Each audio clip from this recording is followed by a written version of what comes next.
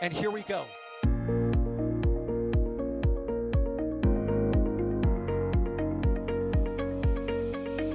have liftoff. Propulsion continues to be nominal.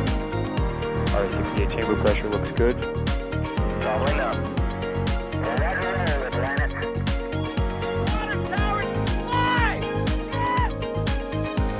Tango down to nominal. Flight downside FD off. Bring in FD off. It's orange! Orange 45. Oh my god! Oh my god! Decollage. What is it? Put that in the big bag, 343 unfolds to go. Indeed. We rise together, back to the moon and beyond. This methane will be igniting in the flare, correct? Yikes. You good? Sure. We don't need any more of these.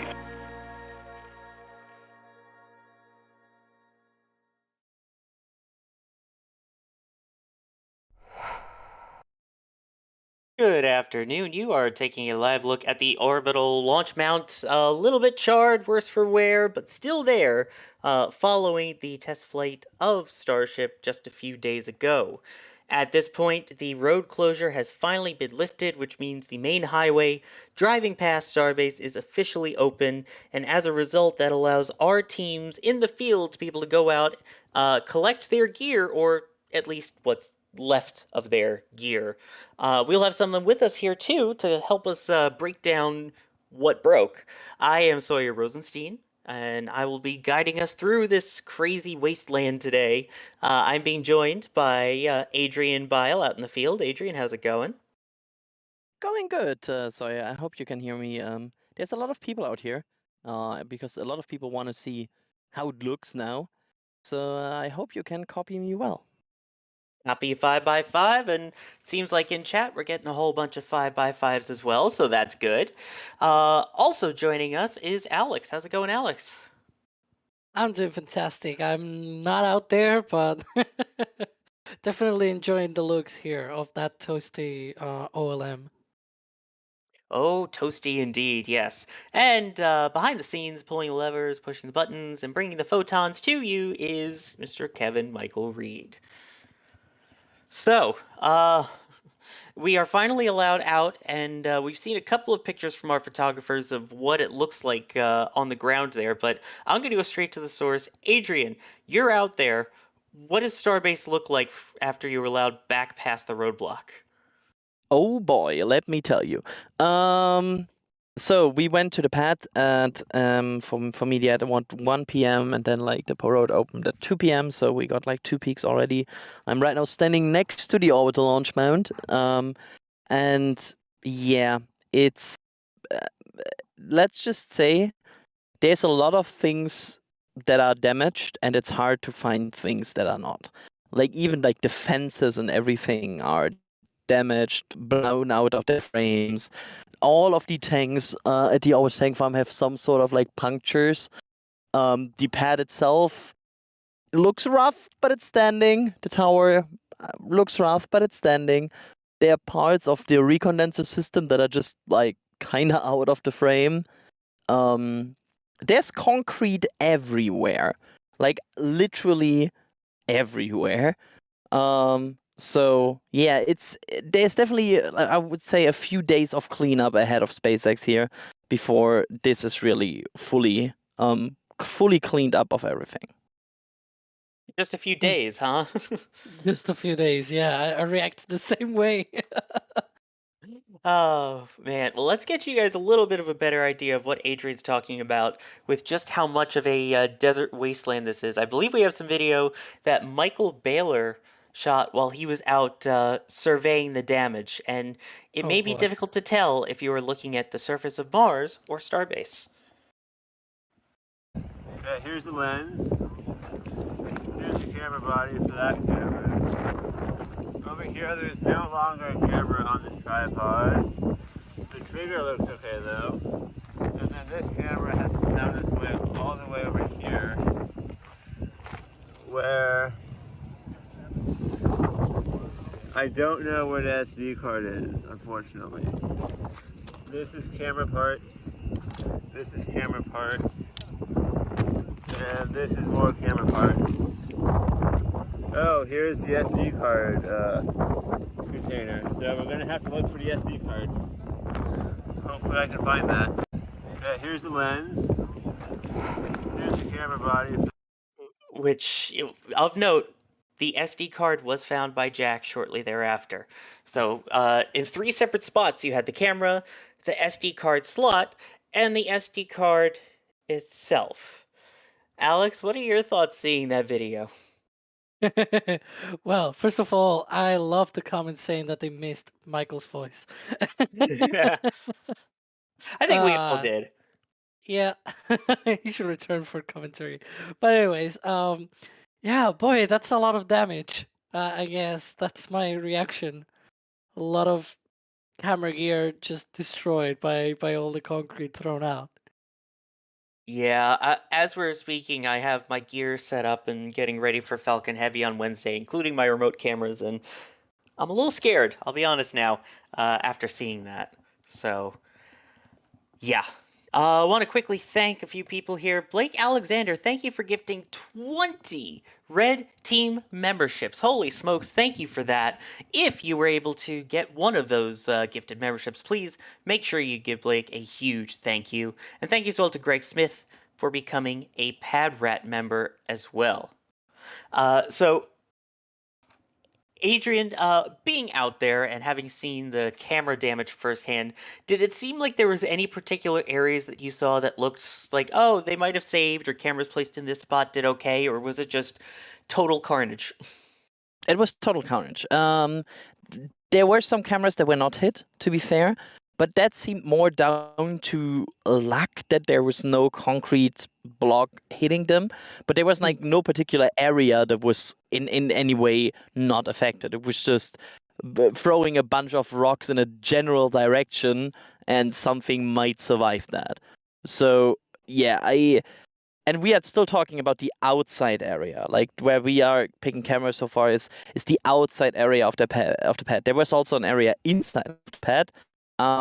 Let's just say at this point in time, I'm not really hopeful about these cameras. Yeah, that is a good point. And these are still, what, how many meters away?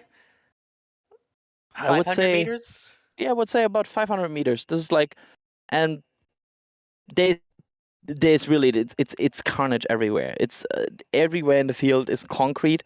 It's hard not to find OLM concrete right now. It's really it's basically scattered around the area. Wow.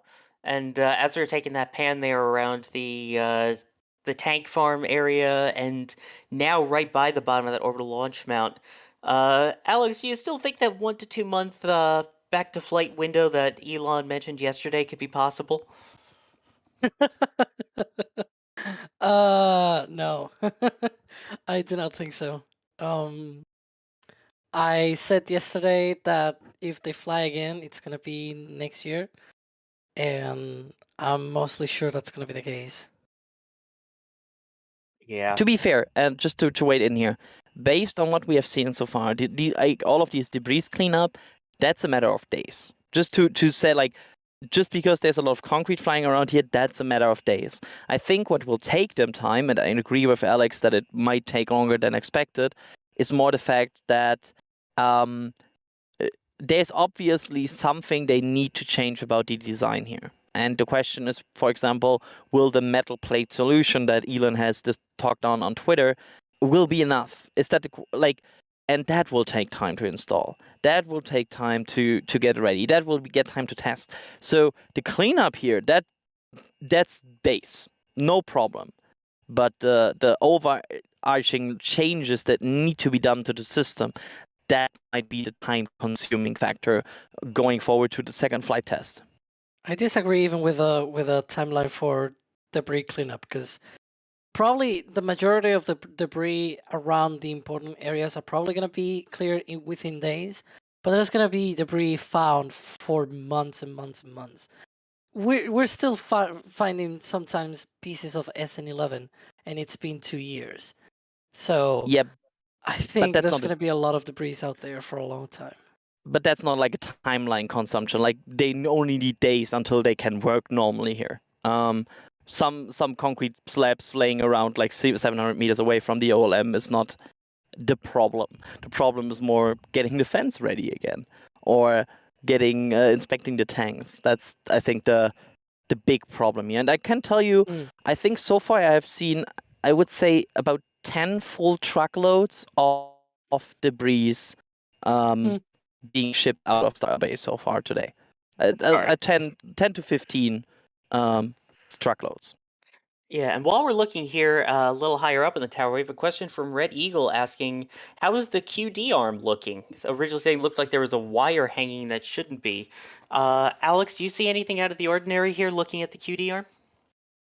Well, yeah, there seemed to be like some kind of wire, but we usually see things hanging off from the arm, here and there. It's it's in good condition. At this distance, it doesn't seem like there's any sort of weird scorching or anything like that. It retracted. It pulled away. It's to the side of the tower, so it did its job, I guess. Yeah, I don't see any sort of like the insulation is still there on the pipes. The steel and everything, it's already all in one piece. This is probably the piece that fared the best. Yeah, well, 'Cause it was- thankfully it retracted when it was supposed to, at Yeah. least from what we could see on the streams. Yeah, that is probably why, because it just went away from the chaos. Yeah, because even at that height, I don't think it was out of the danger zone. And I can't sing it for copyright reasons, but hopefully it's now stuck in your heads, because it's been stuck in mine for a while. So yeah, the people that were asking, it did exactly what it was supposed to in terms of retracting the quick disconnect immediately as it was supposed to right around liftoff time. So I just want to mention that there. Chris W., thank you very much for gifting a Red Team membership. And Ian Frisbee with a very generous $50 super chat here, saying for new camera parts, and also asking, Adrian, I don't know if you've seen this, are there any tiles on Boca Chica Beach? No. At least I've maybe the thing is, SpaceX did some rudimentary cleanup before people were allowed to go here. So there might be that these more critical items such as TPS was cleaned up. But however, I've so far not seen TPS tiles here somewhere. The most things you will see is concrete, insulation, just plain steel. Like there's just like steel plates and like steel pins and everything. That's more what you see. It's not so far that I would see. I don't see hardware that I would directly associate with the rocket itself. It's probably more the equipment that I see here scattered around. Yeah, scattered around is a nice way to put it. It seems like it flew everywhere, especially in the stream yesterday. We talked about that SpaceX drone video where you could see chunks of debris falling all the way into the Gulf of Mexico from there. Here's a question from Johan, and I think I'll pose this one to you, Alex. Would repairs take longer than the FAA approving a second flight? My understanding is that launch license is good for 5 years. Does that include a second flight? Yeah. So one of the conditions actually said that it was good. I don't want to say something that is not actually there, but yeah, it was just saying that it was just for the first flight, with the option to amend it so that they can have it for later flights. Now that doesn't mean that the launch license is per flight. It means that for the first flight, this launch license is just for the first flight right now. Whereas if they remove that condition, then it can be for many other flights that are also the similar trajectory. As for how long it's gonna take, I don't know about how long it's gonna take, because these processes are not something that they take an X amount of time for every single time that they are done. For different rockets and different companies and different locations, it's different times. So we don't know. And even, rockets are already flying nowadays, like Falcon 9. When they need a launch license modification, it's usually granted like 2 days before the launch, because sometimes it just comes when it comes. There you go. Now, we've taken a look at some of the carnage from the outside where that camera area was, seen some of the camera damage. Let's take a look at some of the damage just on the ground and around the area. And I promise this is not video from a Fallout game, although it may look like it. This is video Jack shot out kind of near the orbital launch mount.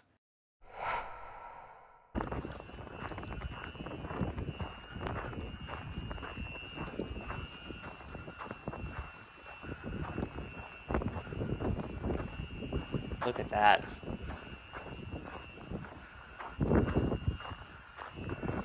Yeah, again, it's quite a lot.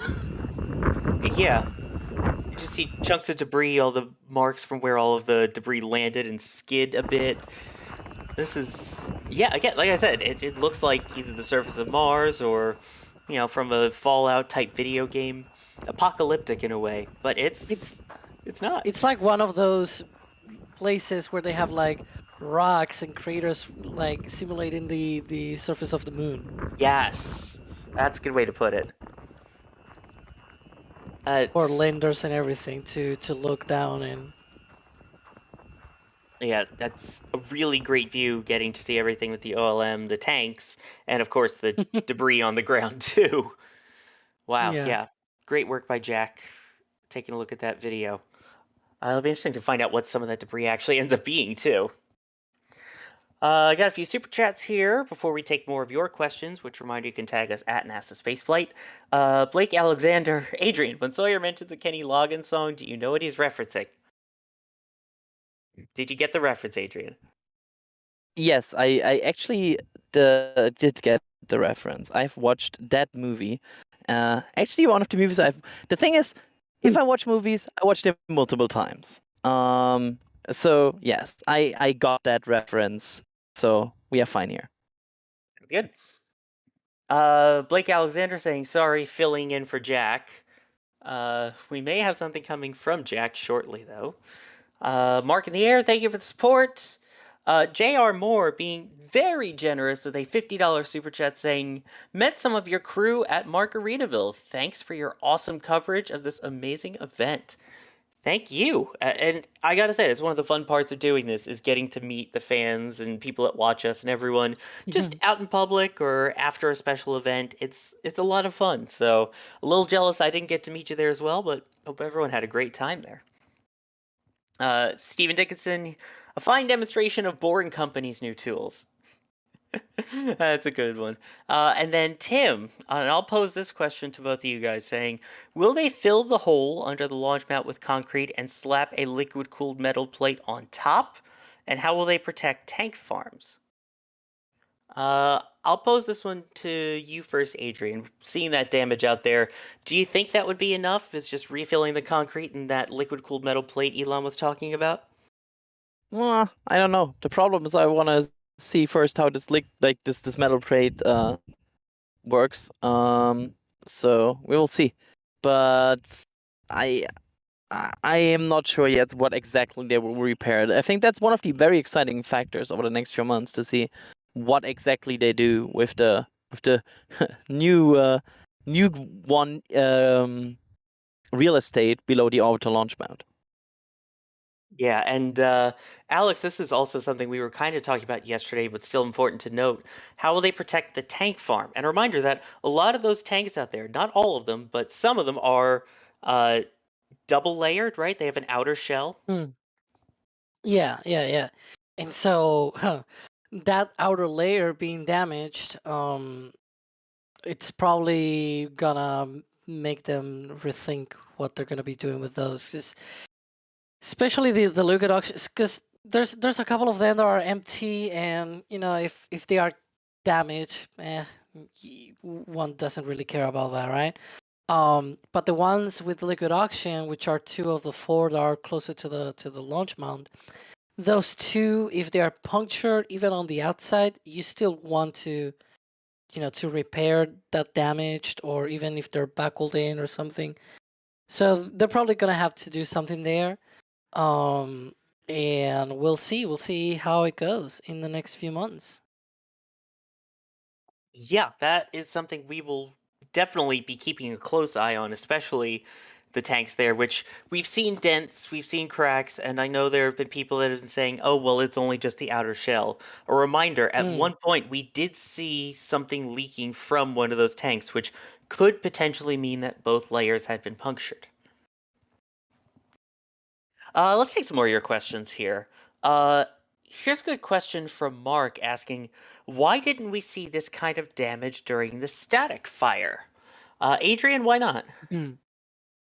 Because it was way less thrust. The static fire was performed with 50% thrust. During launch, they throttled up all the way to 90% thrust. So they got significantly higher, and it even looked like that because you could see them apparently being at 50% for a short period of time and then throttling up. But as soon as they throttled up, that's when the pieces started flying. So it seems like the design limit of the orbital launch pad was somewhere on the way to getting to 90%. Yeah. Yeah, as we sort of understand it, it appears that from what SpaceX has mentioned, the rocket is really not held down when they ignite the engines. So they ignite them at such a low throttle setting that the rocket just sits there because of its own weight.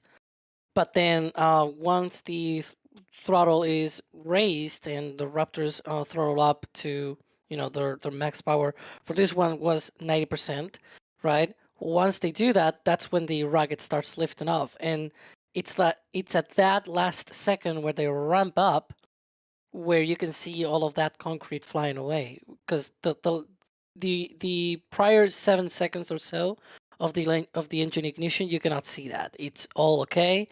It looks pretty much like what we saw on the static fire test that we saw in February. But as soon as they ramp up the power, it seems like they probably didn't expect this to happen. And Elon said that on Twitter as well yesterday. So yeah, that could be the case, that it's just all because of the thrust going up to that 90% power. There we go. Hopefully that answers the question there, because I think that's really an interesting point, and those tanks are going to be interesting to watch. Oh, wait a minute. We should make a name for that, like Tank Watchers or something. Someone get on making some merch We'll for that. pitch that in the next meeting, yes. Yeah. It was also great as we were looking at that, seeing the humans around there for scale, as we take a look back now towards the orbital launch mount. We have a few more super chats here. Kleptrophes, the human being, thank you so much for the $50 super chat, saying, sorry if you answered this before, slightly unrelated to Starship, but do you know why specific impulse is abbreviated as ISP, not SI or SPI, which I guess is South Padre Island now?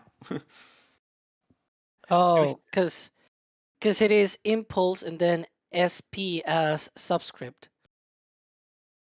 Yes. Because it's like down below, and the reason for that is because there's multiple ways of, like multiple different impulses. So you can have, like, for example, like even with velocity, usually initial velocity is like v sub 0 or something like that, and then you have another velocity, and it is v sub 1, v sub 2, or something like that.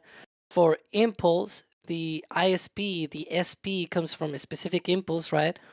But it is not SPI, because you write it as I and then little SP at the bottom right. So that's why it is ISP. Yeah, it's capital I, lowercase SP. So that's a way to think about it. Impulse specific. Zephod saying, if the van starts, we need to call Dodge. That kid got a new Chevy truck when it flipped in a tornado and kept driving. We'll have to see. I mean, that is one of those vans that keeps on running. Mustang, while we're talking of car names here, saying, this looks bad, but they work fast. Have faith. And we do. I would not be surprised if we see another launch attempt this year. I'm going to put that out there right now. I could see another attempt happening this year. No, I'm gonna be honest. Like, people have called me that I'm negative. I'm not. Like, really. This is a SpaceX. I know they're gonna be doing this very, very fast. I think that if any other company had this sort of problem, they will take like 2 or 3 years in order to fly again. I'm saying next year. That's too. I mean, compared to other companies, I think that's incredible. Just gonna say that. Yeah, the iteration, we actually just put out a video talking about the history of Starbase and Boca Chica down there. It really shows you how quickly it went from a piece of land that needed to be flattened to an active Starbase to actually launching things. It's amazing how quickly that went. And again, that's on our YouTube channel that you can watch either on a second screen or after we stream, of course.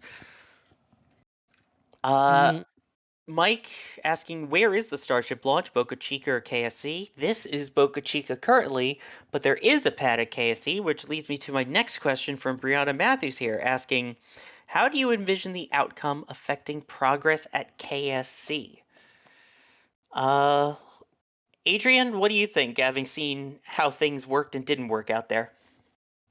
Well, I think there will be some thoughts about having a general design overhaul, because the yes, there are some modifications to the pad and the chopsticks on the Cape side, but overall it still looks like overall the same design.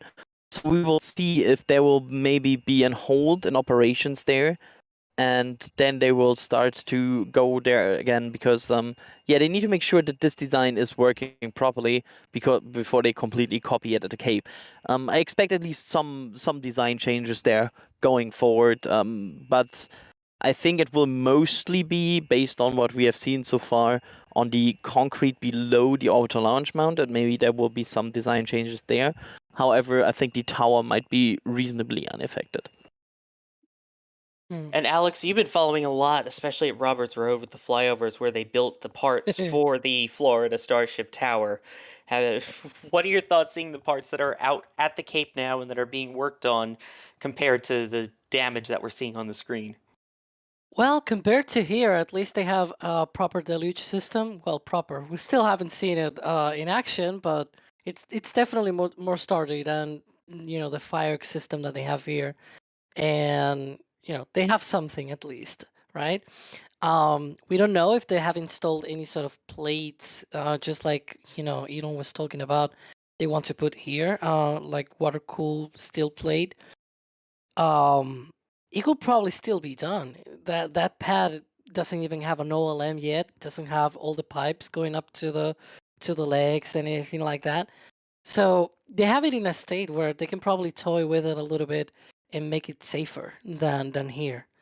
So the outcome that I see here is that whatever they have learned from here, they'll just apply it to 39A, because that's what they do, right? Things can fail, and once they do, what you gotta do is just learn from it and apply fixes. Yeah, and while we have this on the screen, by the way, we did have a question saying from Ancient Astronaut, has anyone found the missing submarine door? So what is that door there, or what was, I guess, that door there that we're looking at that seems to have been blown away during the launch? Alex, since you're looking at the screen, do you know what that is? Yeah, one of the doors was just blown out. I think it's around the pad there. Adrian, have you been able to actually go out there and see it yourself? No, I have not been to that area yet. So far, I have seen the roadside of the orbital launch mount, and I've seen the beach side. That was the two places I've been to so far. So yeah, I'm sorry, I have not seen that. That's all right, but yeah, on the screen right now we're looking at it, and it's definitely a bit dinged up there, to say the least. Another thing while we're looking at the tower and the orbital launch mount, JC Davis asking, the cladding on the tower doesn't look so good. Do you think they'll keep it or upgrade it? So how did that cladding actually hold up, Alex? Yeah, it looks a little bit scorched. Yeah, right. You can see right there those black panels on the tower. there are less black towards the top. As you can see, those scorch marks from the exhaust. Because once the throttle up the engines, right, all of that just gets pushed up the tower, and that's probably why they put the cladding all the way to this location and not the entire tower, for at least for this first launch. Eventually, they might actually just have the whole tower. But definitely, this was probably a proof of concept of, hey, let's put it this place, right? Because this is where we know that we definitely need some protection against the flames of the rocket. And, if they needed to improve it, it just seems like some of it did survive. There's that plate there that protects some of the pipes going from the tank farm up the tower. Too low. We're going too low. That's not the place. Okay, camera. It's not behaving the way that I want. There we go. Yeah, so that seems to be okay. The black ones don't look that great, but whatever improvements they might do, yeah, why not? Like, again, this is a SpaceX. If they need to do any improvements, they'll do it. That is true. They will do it, and they will do it as quick as they possibly can. So it'll be interesting to see any of the design changes that come up as we go through this. And may I say, they'll do it live on Starbase Live, NSF. Yeah. 24/7. There you go. There you go. Take a few super chats here. Kevin, not the one operating the stream, I don't think. Getting something from shop.nasaspaceflight.com. Thank you very much. And it is our new shirt that just came out, special for this edition for our poor van. Mr. Random Person saying, do you think the unexpectedly large damage and debris means that the next license from the FAA will have significant alterations? I believe is what the question's asking.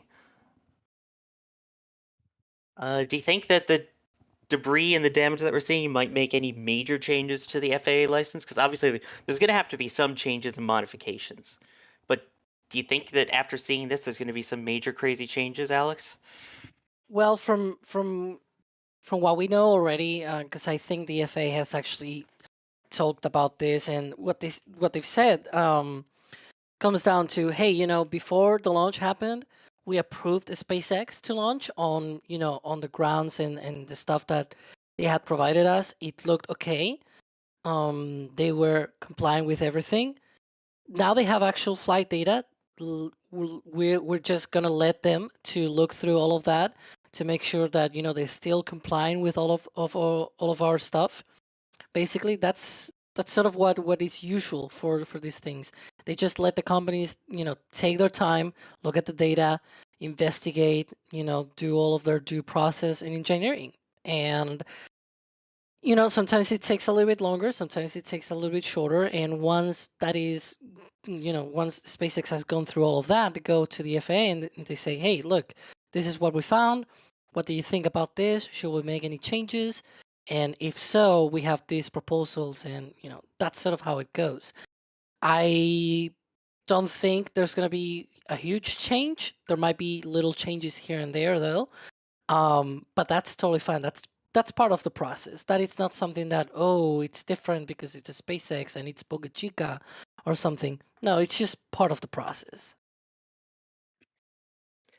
Caroline here saying, not that nice that Super Heavy showed them where the flame trench should be.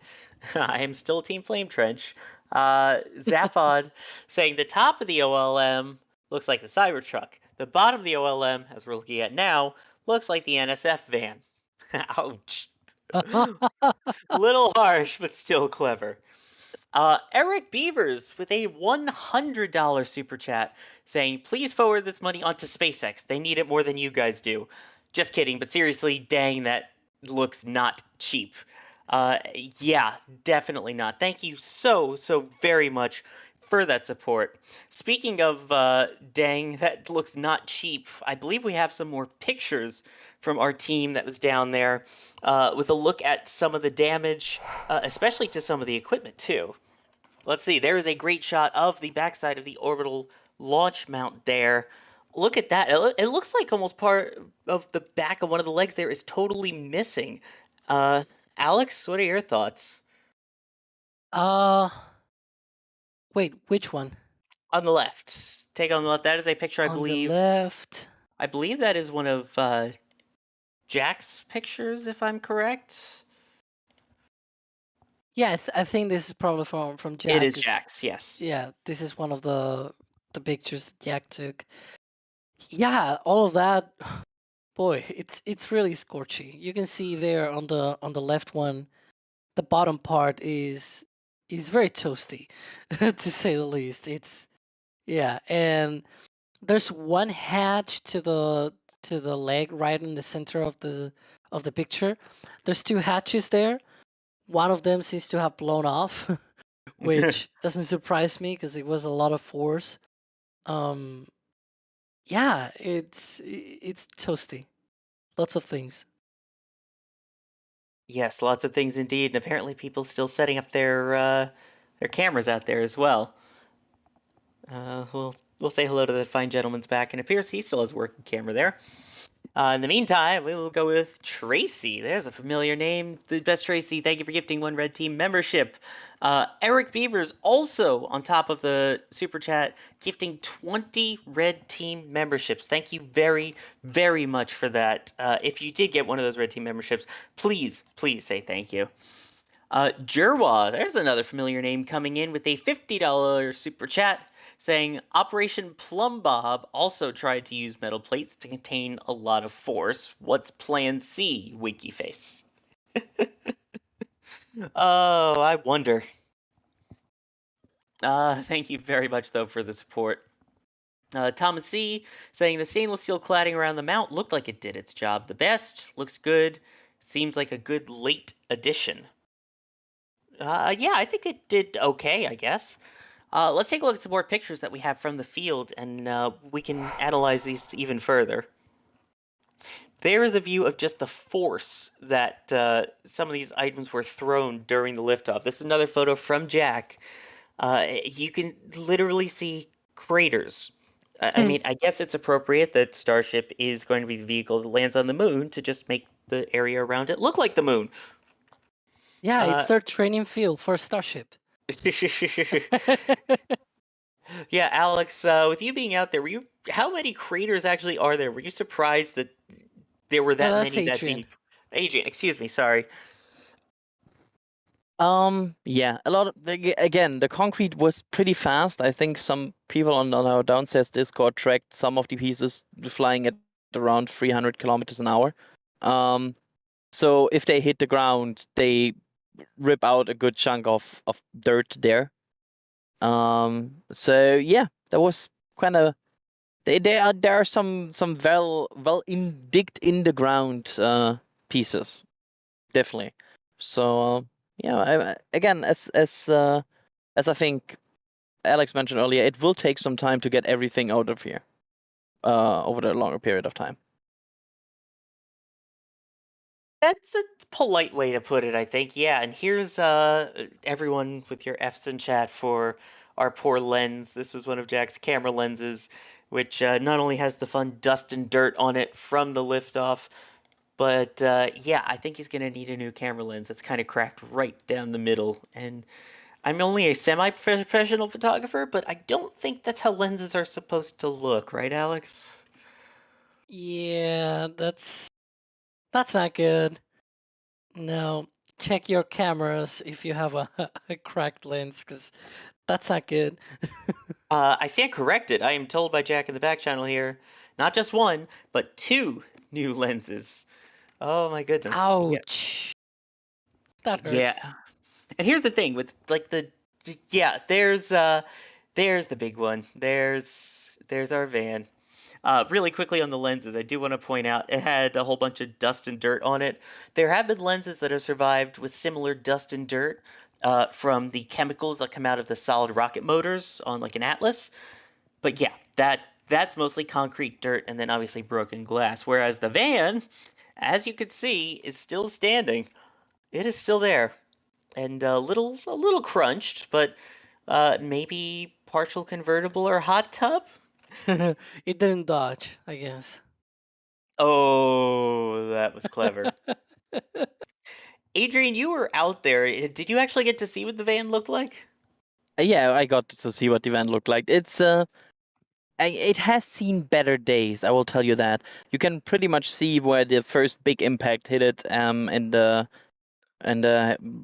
rear left, and it's a pretty heavy hit. But we have inspected it, and there's also a surprising amount of equipment in it that is still working. Yeah, I'm sure it'll be interesting to find out what happens with the concrete inside of it. But yeah, it seems like it's still doing okay. That is I mean, you've seen the craters of those pieces of debris out there in the sand dunes. true. You can see it here. How that looks like on a vehicle, right? That's not, yeah, that's not good. People were saying on Twitter once we uploaded, I think it was Jack that uploaded these pictures. Someone saying, "Oh, look, it already has rust on it."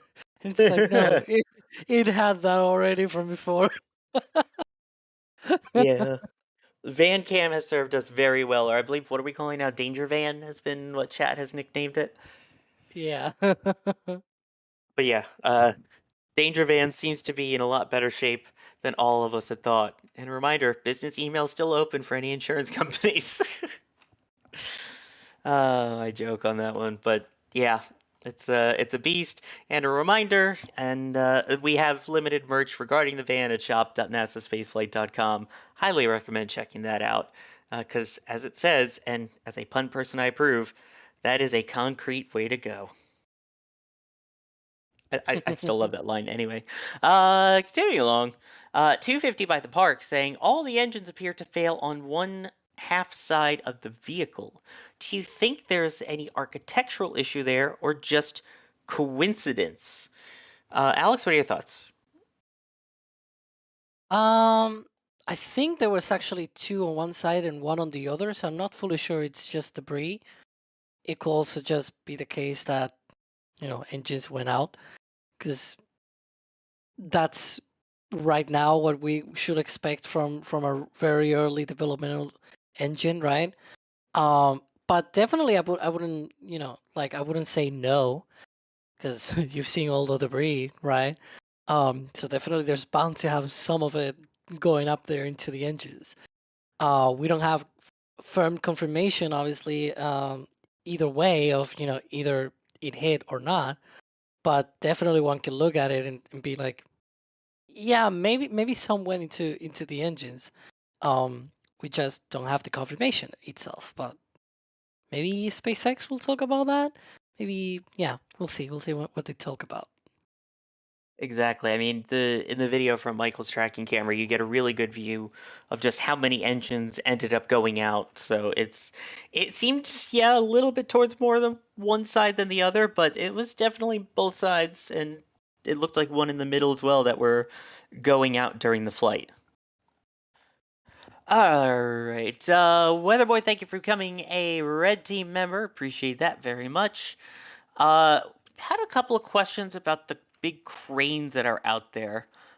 We have Stephen King asking, any damage noticed on the big SpaceX crane? And SpaceX Sammy asking, how did the drawworks look in person? So Adrian, that's for you.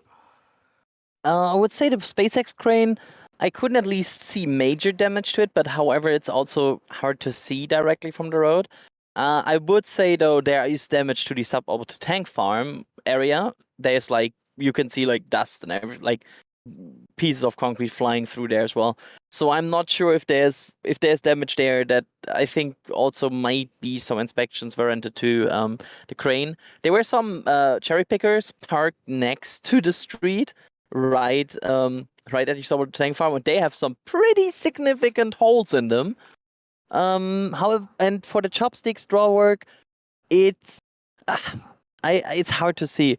The fact that they have still not moved the chopsticks, I don't know. I don't feel super great about it, because I think they might be just careful, but there might also be a situation where they maybe lost full control about the chopsticks for the moment. But again, that could be part of the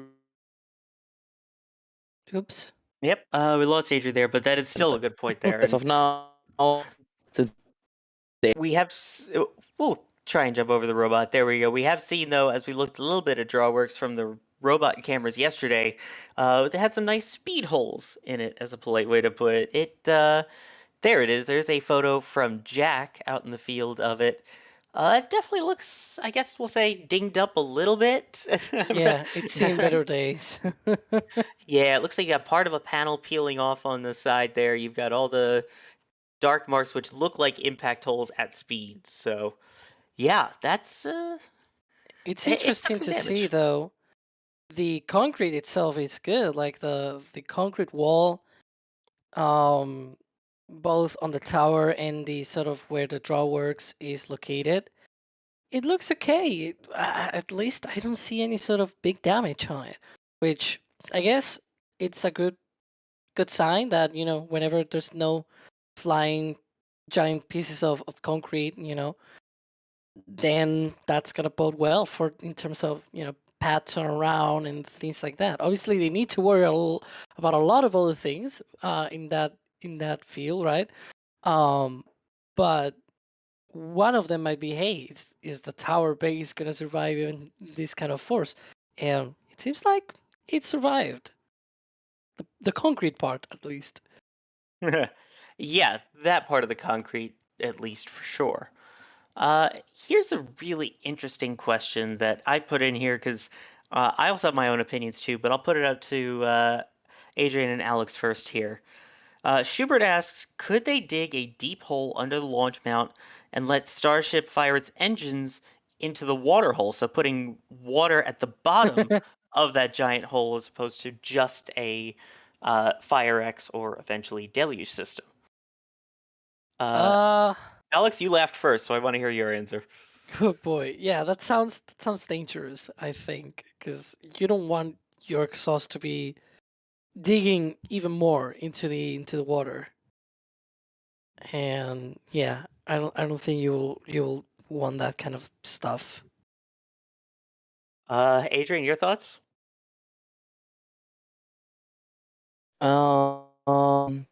Maybe. Again, I think they have a design that they presented for now, and they will probably go with that. We'll see what the future holds for the suppression of energy for Starbase. If I recall correctly, we're going way back here, but I believe that's similar to what Buran and Energia had over in the Soviet Union in terms of they had a giant hole, and I know I've seen a picture with water at the bottom of it. So it doesn't seem like it's an unproven concept. For the whole whopping 2 flights of Energia, and in particular Energia Buran at single flight, seemed to be doing okay with just that. And also, while looking up all the past flame trenches and things like that for other rockets, the original designer of the flame trench for Gagarin's first flight over in Kazakhstan basically said, yeah, we need to dig this pretty far. Basically, at least half the distance of the rocket to divert the flames away. So, yeah, it's something that's been known way back since 1961, but there are different techniques, obviously, since then, because it's been so many years. But just pointing out that is not totally an unproven concept, just might be unproven for this particular vehicle. I will get off my soapbox now. Diana here coming in with a super chat saying, what about heat shield tiles wherever possible to help mitigate flame damage? Since SpaceX makes their own tiles, they should be easy. Why don't they, especially after seeing this, why don't they just do the tiles on there? It's a different way of isolating things from exhaust, from heat. In the case of the heat from the engines, you're seeing not just heat but also pressure and erosion on your on. It's not like erosion in the sense of when a vehicle comes back from orbit, because when you have a vehicle that comes back from orbit, it's going so fast that the air is not touching the vehicle. You create a bow shock in front of the vehicle, and there's like a gap between where the air finishes, and where the vehicle is located. What you see there in terms of heat, people always talk about the friction. It's not friction, it's the compression of the air in front of the vehicle that heats it up, and that heat radiates into the vehicle. It's not convection. Well, if you have turbulence, then you can have actual convection, but it's the heat that is radiated, just like the sun radiates heat to us from millions of kilometers away, right? So the same applies here. The heat just radiates into the vehicle. It's a different way of transmitting the thermal energy. Here you're actually having the exhaust impinging onto the material. You have erosion concerns as well. So the material is just different because it's a different environment, right? And so what works for Starship re-entering from orbit may not work for a rocket engine exhaust, impinging directly and impacting directly into the tile if you were to put it here. Interesting theory, because again, so many people I've seen that continually coming up, and we didn't even get to the point yet where we could check and see, oh, okay, the tiles worked or the tiles didn't. That was about an hour and 26 minutes after this flight ended that we would have seen that. Yeah. Zaphod saying, like a rock. There you go. Clever with the rocks flying there. That's it. We need Dwayne Johnson out there. That way we can have multiple rocks. Launch is over. The puns are back. Apologies in advance. Rajesh, thank you for becoming a Pad Rat member. Drew Banks saying the van is totaled, but in the most legendary way. I don't think it's actually totaled totally. It's still, from what it's still powered on. We're still getting signal from it, so that's worth something. They've actually driven it. We've seen it on SPL. So about an hour ago or something like that. So yeah, you can scroll back on SPL about an hour and you can find it. It's alive. It's alive. Oh, goodness gracious. Let's see. Jordan also getting something from the store saying to help with the camera fund. Any more images of under the orbital launch mount? We will have to take a look as we get allowed closer to the pad. We've gotten a few, but there's still another layer that we'll be able to get closer hopefully soon. But in the meantime, take a look at that shirt. You know what? I think we need to take a bigger look at that shirt because I absolutely love this design while we're talking about the van. And to commemorate the Danger Van surviving its first flight test here, we have a special shirt at shop.nasaspaceflight.com saying it's a concrete way to go. And I should point out, go where? It's still going. That's the most amazing part. But this shirt is just for a limited time here. So take a look at shop.nasaspaceflight.com. It was meticulously sketched out here so you have the exact outline of the van, all the cameras, all the antennas, all the feed signalers, all the everythings, all the who's and what's and majiggers, all on top of there. Drawn crazy accurately, and you've got the concrete flying into the back. I think it's just so brilliantly done and so clever. Again, that was Mark and Pauline getting that together, and boy did it get together. I stinking love it. That's all I can say, and that's at shop.nasaspaceflight.com. Sorry, Alex, I just get excited by this design. It's so cool. Yeah.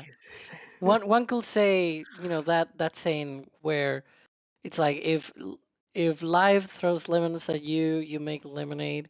This is more like if life throws concrete at you, you get more concrete. So did we make concrete aid? I guess. I guess it's set in stone. I get it. Okay. By the way, just want to point out, as you can see, it is available in multiple different colors as well. It's called, apparently, asphalt, ash, heather, and white. Those are your color options too. And it's available as a sticker as well. So again, that's shop.nasaspaceflight.com. Anyway, back to more of your questions. Richard asking here, have we seen any footage of how the tiles fared at takeoff? Alex, did we see anything tile-wise? I believe we have a close-up that Jay uploaded to Twitter. We actually have that for members, by the way, because I've seen it. I'm a member, so I saw the notification from Jay's camera.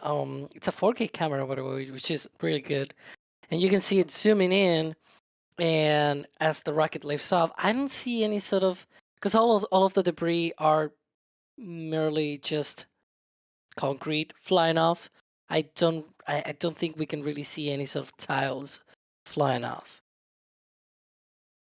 I couldn't see any myself. Everything that seemed to be flying out the vehicle tended to be concrete. And I mean, I have seen people that have reported allegedly that they found parts of tiles, but A, doesn't belong to them. They'll have to return to SpaceX. And B, most of those I'm sure likely broke apart either from the crazy G-forces of spinning out of control towards the end, or, the boom from the flight termination system, or impact into the Gulf of Mexico.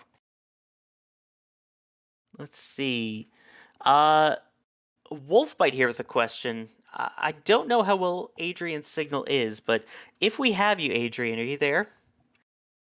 I should be there. Ah, we can hear you great now. So we have this question from Wolfbite asking, what damage has surprised you the most? I think the tank farm. I think the dents in the tank farm shells is like the one. Also, actually, the fence. Like, even the fence gates are destroyed. And like, not even like, oh, there's a small little dent, and then like their gates on the suborbital tank farm were just plain up destroyed. Wow. Just a fence. Were there people that were considering attaching their cameras to that fence? Is that a thing that I'd heard? I'm not sure, but that fence didn't hold up very well. Like, that fence was gone. Jeez. And Alex, from what you've been able to see, I'm more interested because I saw a certain conversation of Michael on Twitter, because he was asked about his GoPro from inside the fence. Because today, media, I believe they went and recovered remotes outside of the pad and not inside just yet. And someone asked, "Have you been able to see anything?" Because you can still pass through the front gate, right? And like, have you been able to peek inside or something? And yeah, we'll see. But yeah, to me, the most damage, I think you can see it right here, the tank farm, right? I didn't expect the tank farm to get banged up that badly. Yeah, I didn't expect to see much, if any, shrapnel near there, especially the dents, which, again, at this point, it's hard to tell how many of them are just dents to the outer shell, which you can always take off and replace, and how much, if any, impacted the internal tank, which actually holds all of those propellants in it. So just interesting there. Let's see, I believe we have a couple more photos of just some of the debris that's still laid scattered while we're talking about that. Here is a camera lens that at one point was attached to a camera body and was not removed by a person. That is literally the force of it ripped a lens off of a camera body, which if you've tried to just pull a lens off a camera body without pressing the release, it's not easy. So, yeah. And here's a look at more of the cameras. Again, the lenses. I believe those were two of the lenses that Jack said that he had lost there. But yeah, that looks painful. Boy, I don't know your thoughts as a photographer. That just a little part of me inside just screams for that poor camera. No, those lenses, those are not cheap, and they're so beautiful. They take great shots. I mean, you've seen Jack's pictures. They take great shots, or did. Yeah, it did. Yeah, a lot of people probably lost a substantial amount of money in terms of camera lenses and camera bodies. It was a carnage there. Yeah, and again, I want to point this out. We mentioned this with the van. We mentioned this with the cameras. We are well aware of the risk. So Yep. we know when we put these cameras out, our gear out, everything like that, we are literally dealing with a controlled explosion, aka a rocket launch here. Things can go wrong. Things do go wrong. A wind sometimes blows something the wrong way and you lose your gear. But when you get that success, it's just that much more worth it. And I think we may actually have a couple of new photos from the launch kind of along those lines. So let's see what we got here. Wow, that is one of Jack's brand new photos, and I think it is absolutely gorgeous. Look at that. See, that's why you put the risk out there with the lenses and the cameras to get shots like that. And it's so gorgeous. You know what, Alex? I think it's so gorgeous. It should go into the shop as a metal print. What do you think? I agree with that. Yeah, why not? Look. Cool. It's done. I will get that. Like, not gonna lie, I will get this shot for my wall. I want that. Well, now you Look get at that plume. Looks amazing. the Look at plume, all that unbelievable. that dust. You cannot see the tower. Yeah, there's a Where's the tower in tower? there. The largest launch tower is hidden in there somewhere. I have to correct you here. It's not the largest. It's the second largest. Second largest, Yeah, excuse me. Blue Yeah. Blue Origin has a larger tower. All right, fair enough. I guess we could say the largest currently in use tower. Good one, Ouch. good one. No offense to Blue Origin, we want all space companies here to succeed. Just pointing that out.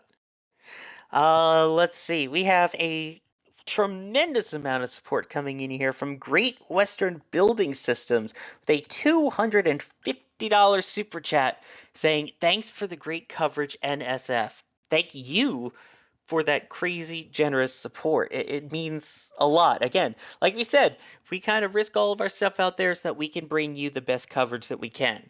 And all of that money goes right back into getting that gear repaired, getting new gear out there, and just continuing to improve what we're able to do and just make the experience for you guys even better. So thank you, thank you. And even if you aren't supporting monetarily, even if you're just liking, even if you're just sharing it with your friends, that really helps us a lot more than you'd even know. So just a simple thumbs up and a subscribe and all that goes a long way if you can't support us monetarily. So thank you to everyone out there. Genuinely, thank you. A couple more super chats we want to hit here. David Plant with a 25-pound tip at tips.nasaspaceflight.com, which is another way that you can choose to support us, saying thank you for your hard work and here's to the camera lens fund. We will be using that, as we mentioned. Thank you so much. Snot Garden, yay for the return of the puns. Nobody is FTS, faster than Sawyer. I'm sure that if it were up to 90% of the people in the back channels, that would be a funny termination system to stop me from telling my funny puns and jokes. Sympathy chuckle, I will always take it.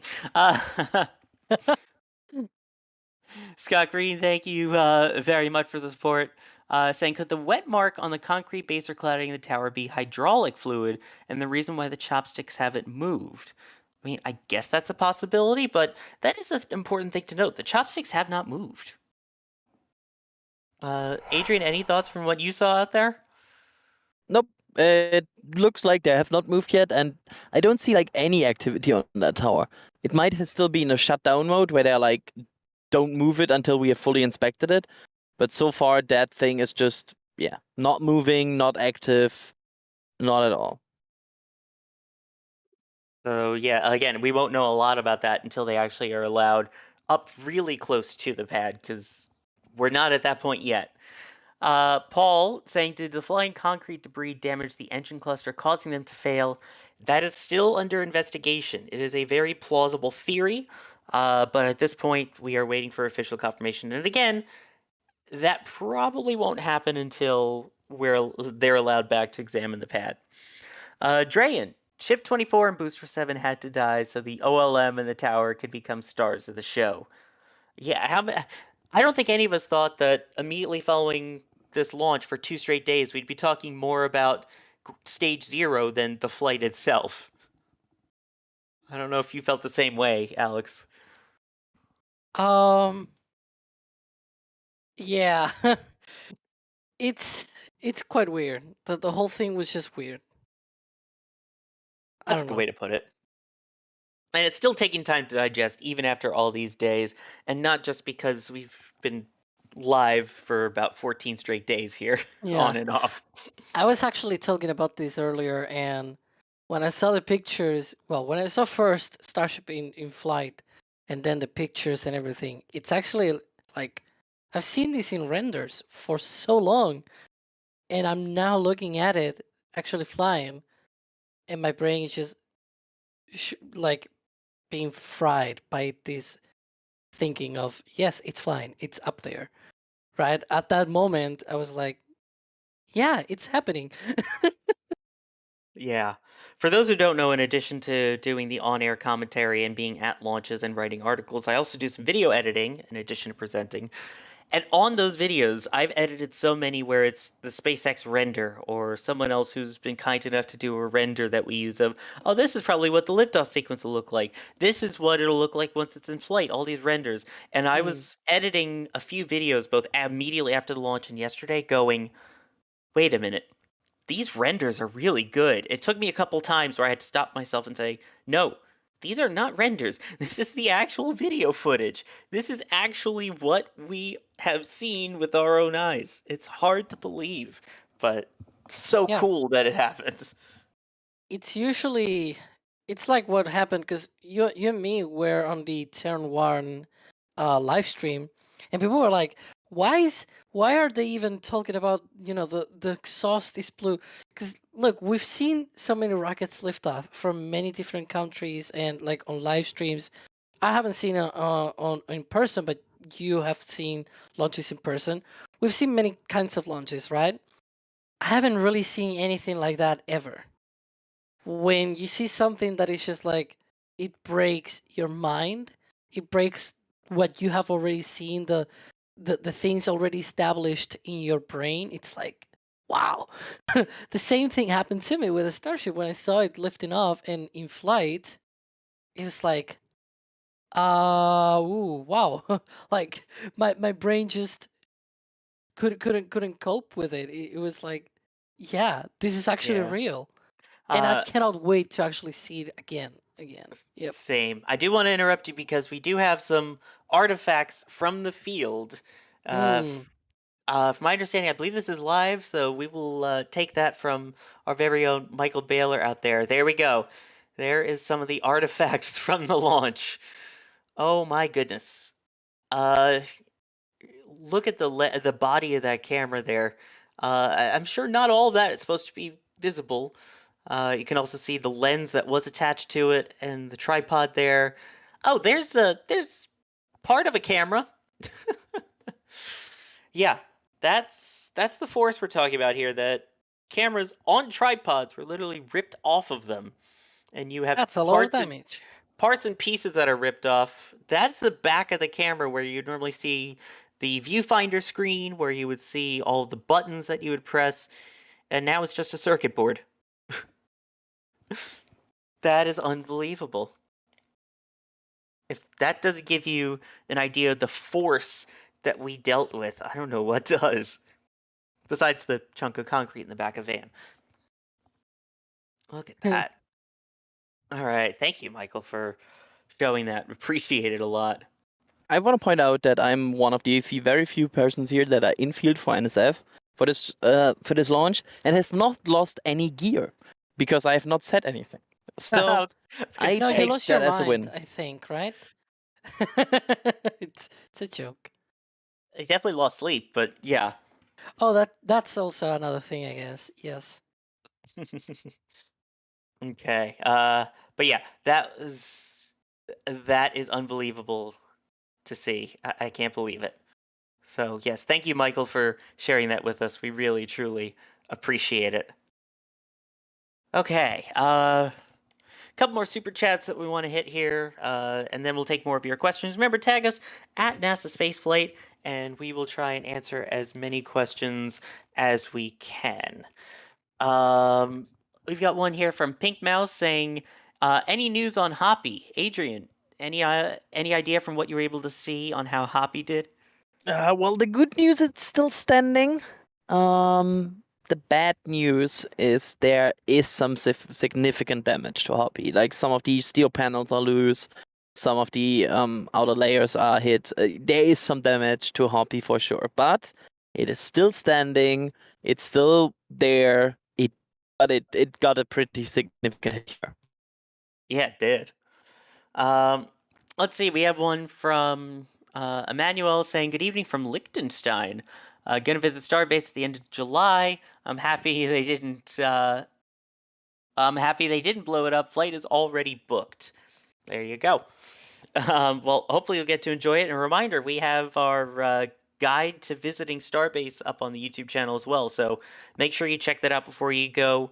I think they mentioned bug spray in there somewhere. I can't remember. Not like it's brought up 8 times or anything. So might want to consider getting some bug spray to go with you. All right, let's take a look at some more photos that we have from these remote cameras and everything going on out in the field now that we're finally allowed inside the area that was completely closed post-launch. This one is from Michael Baylor, and look at that shot. That is, again, the camera may have seen some damage, but it looks like the SD card survived. Look at that shot of it just perfectly indented in that little V in the plume there. Oh, Alex, isn't that amazing? It looks like with all the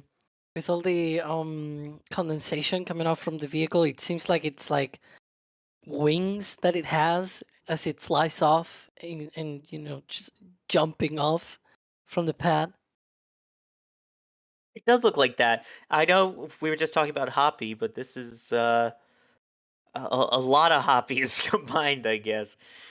It also gives you that good idea, that kind of little slide that it did. But speaking of Hoppy, I love this shot. Look at this. You've got Hoppy in the front and the engines igniting on Starship in the back. Oh, that shot is just gives me goosebumps, I gotta say. And yeah, phenomenal job on that shot there. Wow. Again, it's just fun seeing these come in from the field.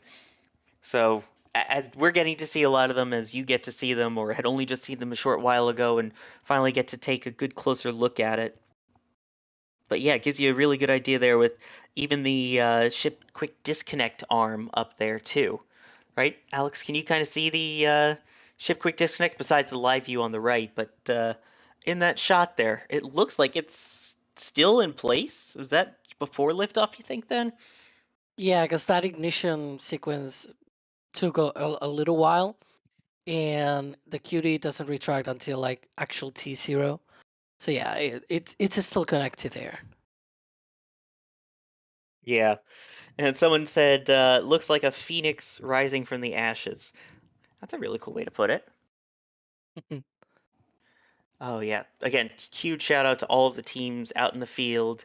And some of these photos are already going up as metal prints at shop.nasaspaceflight.com, like Jack's gorgeous shot that we showed a few minutes ago as well. Just fantastic work by the team out there, I gotta say.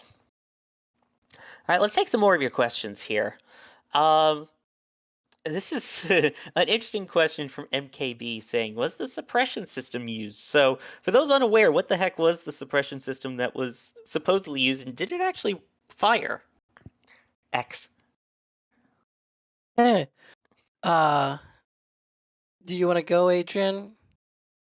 Well, there was a fire X system that was firing. However, that's more like it's really more fire suppression system. It's more about getting gas bubbles and fire out below the pad. It's not really for anything like in any meaningful form suppressing energy. So yeah, it fired. It worked for what it's supposed to do because there was no fire, but it's not really like in any way suppressing. So now it's an X-Fire X system based on some of the damage to the pad? Maybe. There's if anyone's looking for an early 2010s gamer tag for a gaming console, X-Fire X 2023. Couple super chats here. Taro getting an item in the store saying, hopefully this doesn't happen again. And let's see what else we've got here. Actually, while we're talking about the shirt, we have a question here from MJ323 saying, can you explain concrete way to go? I feel like I'm missing part of the joke. Thanks for the great work. For those who are unaware, you may have seen video or pictures somewhere on the internet showing what appears to be a large piece of concrete or debris or something blasted from Starship directly into the rear window of a van. That van belongs to NASASpaceflight, Mary in particular, but that is our NSF van that we parked there intentionally for the launch, and a piece of concrete flew right through the back window. There you can see the van now, where basically the exact entry point. You can kind of follow it in of how it went, and I guess collapsed a little bit of the roof, which is carrying our camera gear and our broadcasting gear and things like that. So it went in and made it an open-aired vehicle now. So to remember it, we now have that shirt. Let's see. I'd rather be flying. Saying most of the trench ideas I've seen involve sending the plume out sideways at 90 degrees, but that has complications with wet marshland. What about redirecting it up and out at 135 degrees like the Titan II ICBM? I mean, I guess that's an option, but another thing to keep in mind, we're talking about marshland and swampland and things like that. It is very important to note that the Kennedy Space Center is built into a national wildlife preserve. So a lot of that land there, be also right along the water. You've got a lot of wildlife concerns there. You've got a lot of wet areas, areas of the ground that can sink quite easily. And they do have those 90-degree flame diverters and trenches at some of the pads. So I just want to point out that it's not necessarily impossible. It just, I think, would need a lot of work to make that happen at Boca Chica site. Dalton with the item from the store saying, I'll have to wear this when Starship lands on the moon. Yes, and hopefully the concrete won't be kicked back into the van at that point, as it will be 250,000 miles away. Joe Beam, excuse me, thank you for becoming a Red Team member. Douglas, thank you for getting, I believe that's going to be a print from the shop, saying this is beautiful. Yes, that is Jack's photo. That is absolutely beautiful, so thank you. And that's not the only beautiful photos we still have to show you. We know you love her, because we do too. We have this shot, I believe from Mary, Boca Chica gal down there, taking this shot. Look at that. Again, speaking of rising from the ashes, tell me that doesn't look phenomenal right there. Just to see it climbing up, to see that color in the plume, that pinkish kind of color, isn't that great, Alex? Yeah, I look I like the look of the exhaust in this shot, because you can see some tones of pink, of orange, and a little bit blue here and there, which is different than what we used to see. Obviously, we're asked about this yesterday. The difference between Terran 1's exhaust being very, very blue, and Raptor exhaust being more purple, pinkish kind of exhaust. It all comes down to just, how the engine works, but definitely more of a clear burn than, for example, Merlin with kerosene or other kerosene-based rocket engines. Definitely way more beautiful, I will say. Absolutely. And I see all the hype in chat for Mary. We love Mary here so much as well. And you know what? We have another one from Mary. We'll put that one on screen too.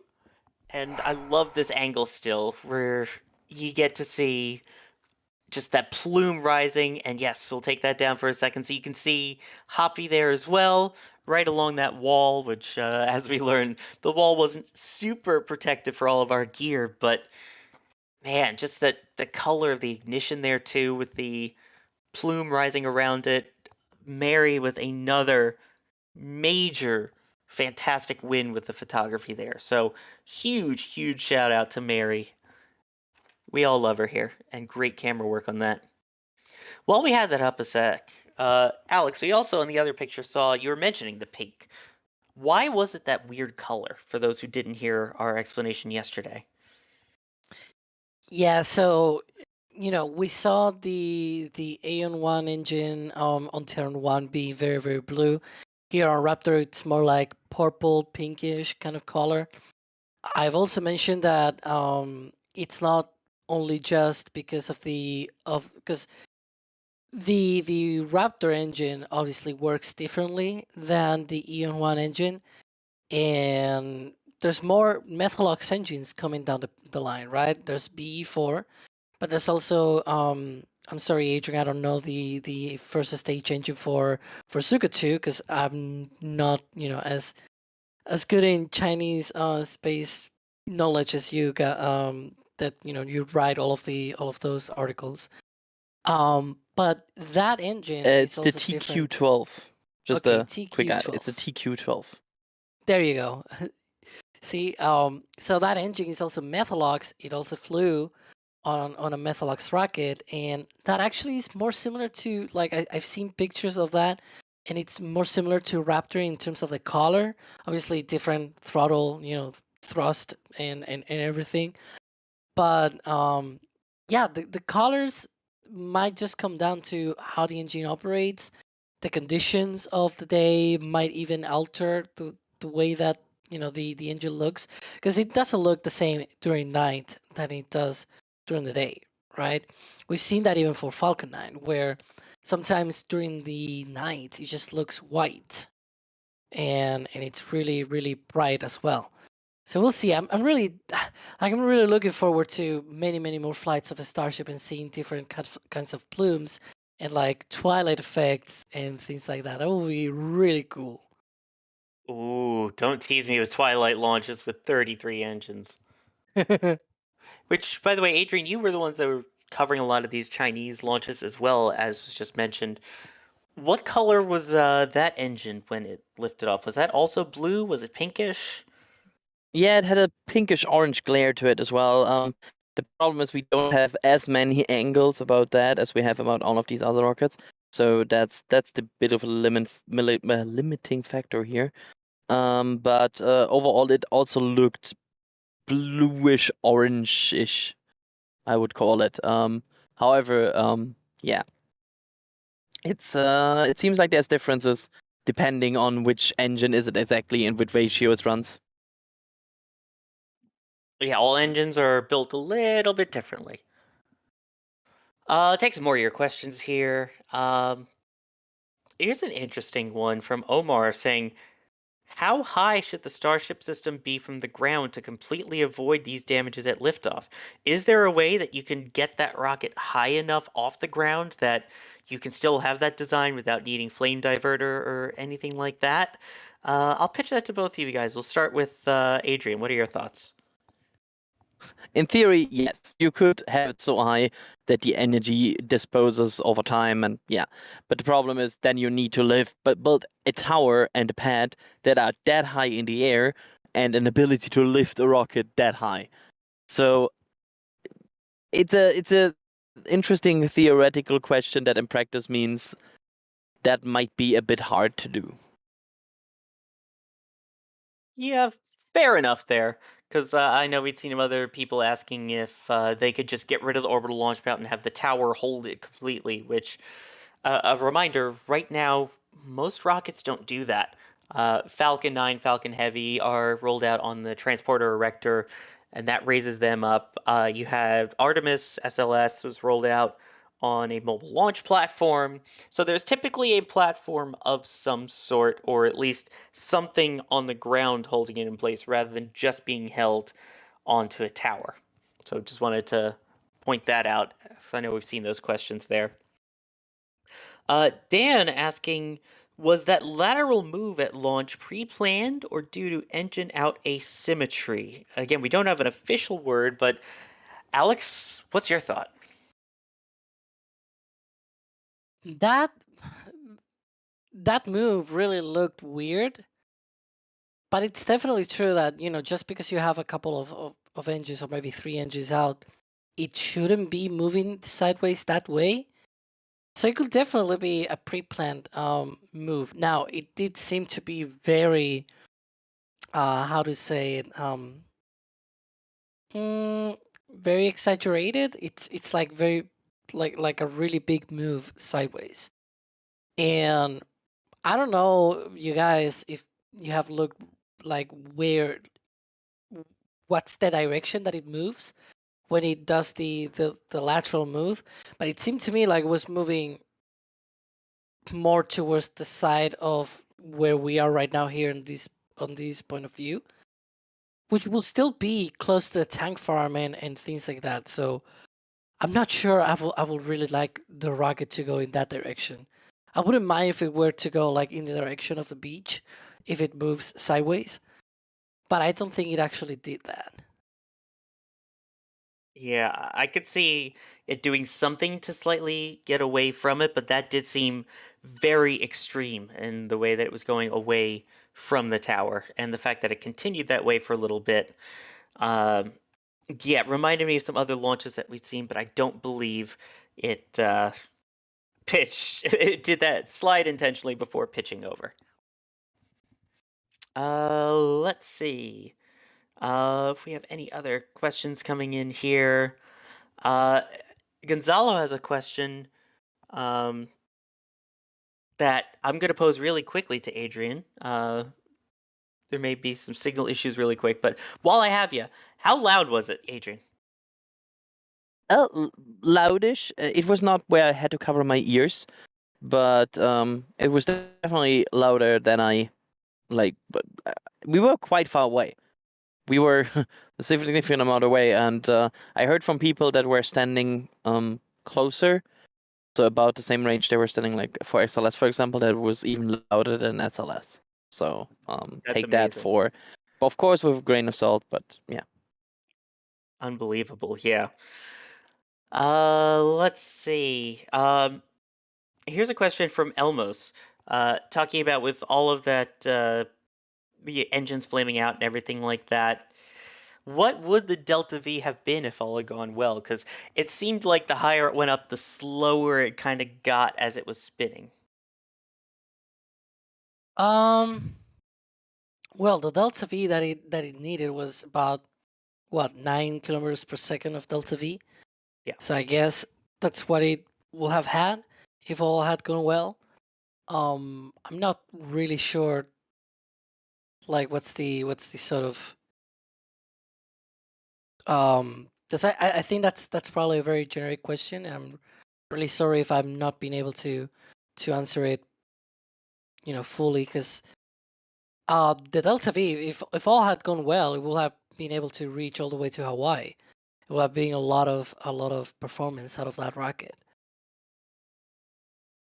It got a lot of performance regardless. That's still a ton of power at liftoff, even with 30 of the 33 engines going. We could see that from the static fire from February, and that was only at 50%.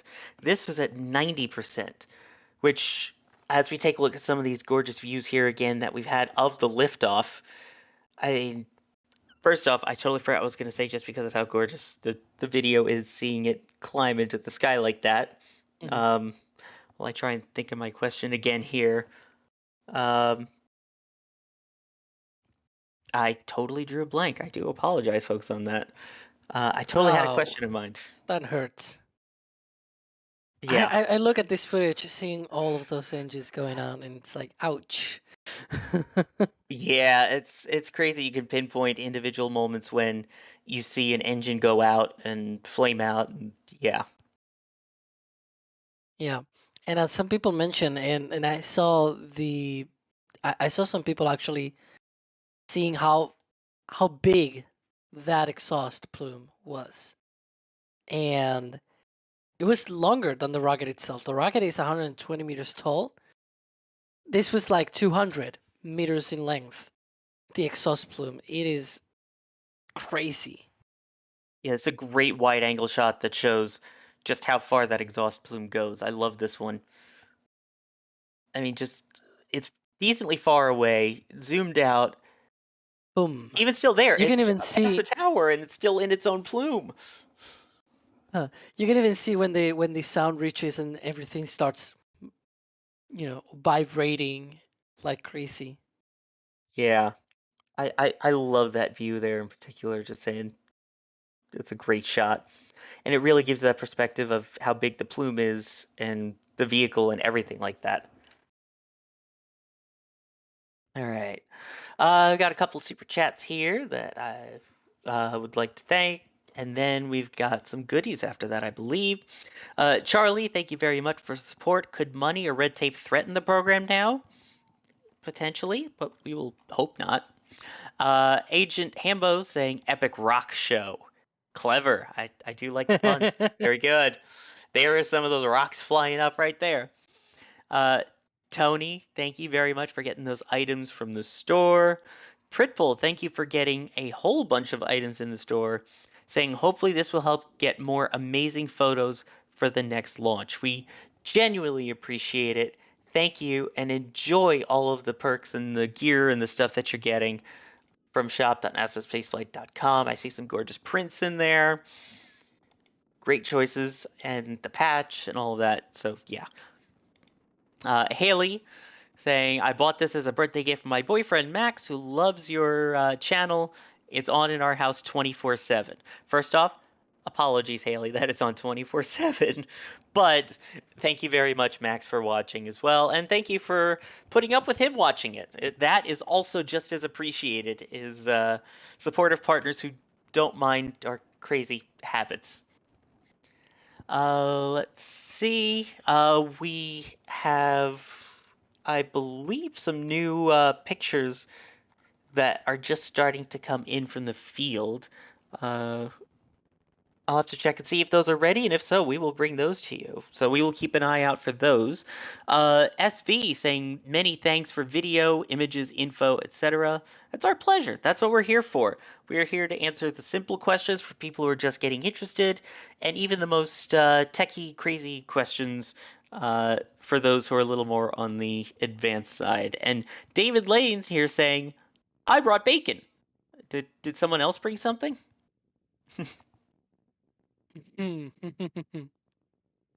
That's for Oh, Jack, for all the cameras.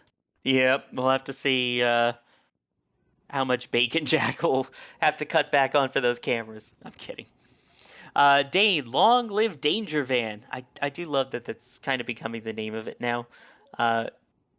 So thank you very much for that. And I love that you can hear a little bit in the background Das's comment from the launch. Did it just do a Kerbal? That's still one of my favorite lines, and I'm absolutely pitching that goes into whenever we update our live stream intro. Just saying. Do I have a second and a third from you, Alex, Adrian? Yes, I'm not in the team for the intro update, so I will keep myself quiet. well, it's almost like Das is listening to you or something. I think it would be great in there. Travis, store message. Happy to see the launch in person. Listening to your live coverage on my 20-hour drive home. Keep up the great work. Well, thank you. Tim, great job covering the launch. Appreciate your dedication in space innovation. I like that. And Pocky saying, look at debris hitting the surf during launch. Yeah, that was crazy from that other angle where you can literally see the debris splashing into the Gulf of Mexico there. Whew. Okay. Caught up on there a little bit. Let's see. Standing by for just a second as we see some of these crazy videos. All right. We have a special treat for you. We've been talking a lot about Van. We got the Van merch. We showed you that Van merch, and which, by the way, again, props to the store team. I know I said it. I'm saying it again. They did a fantastic job, Pauline and Mark, doing that. So while we're talking about Van, I believe we have something very special for you. First, we have video of Van's last images. Take a look.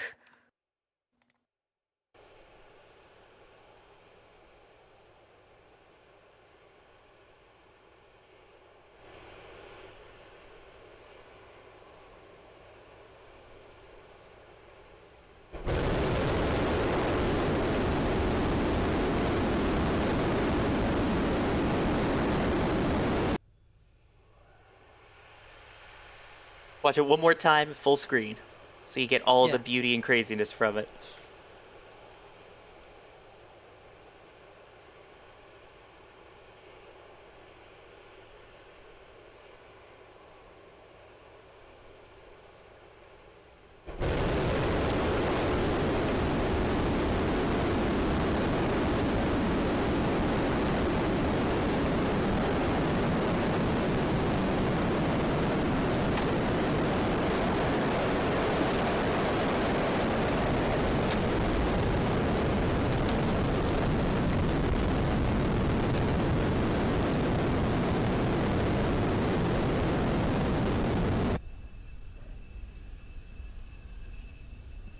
Wow.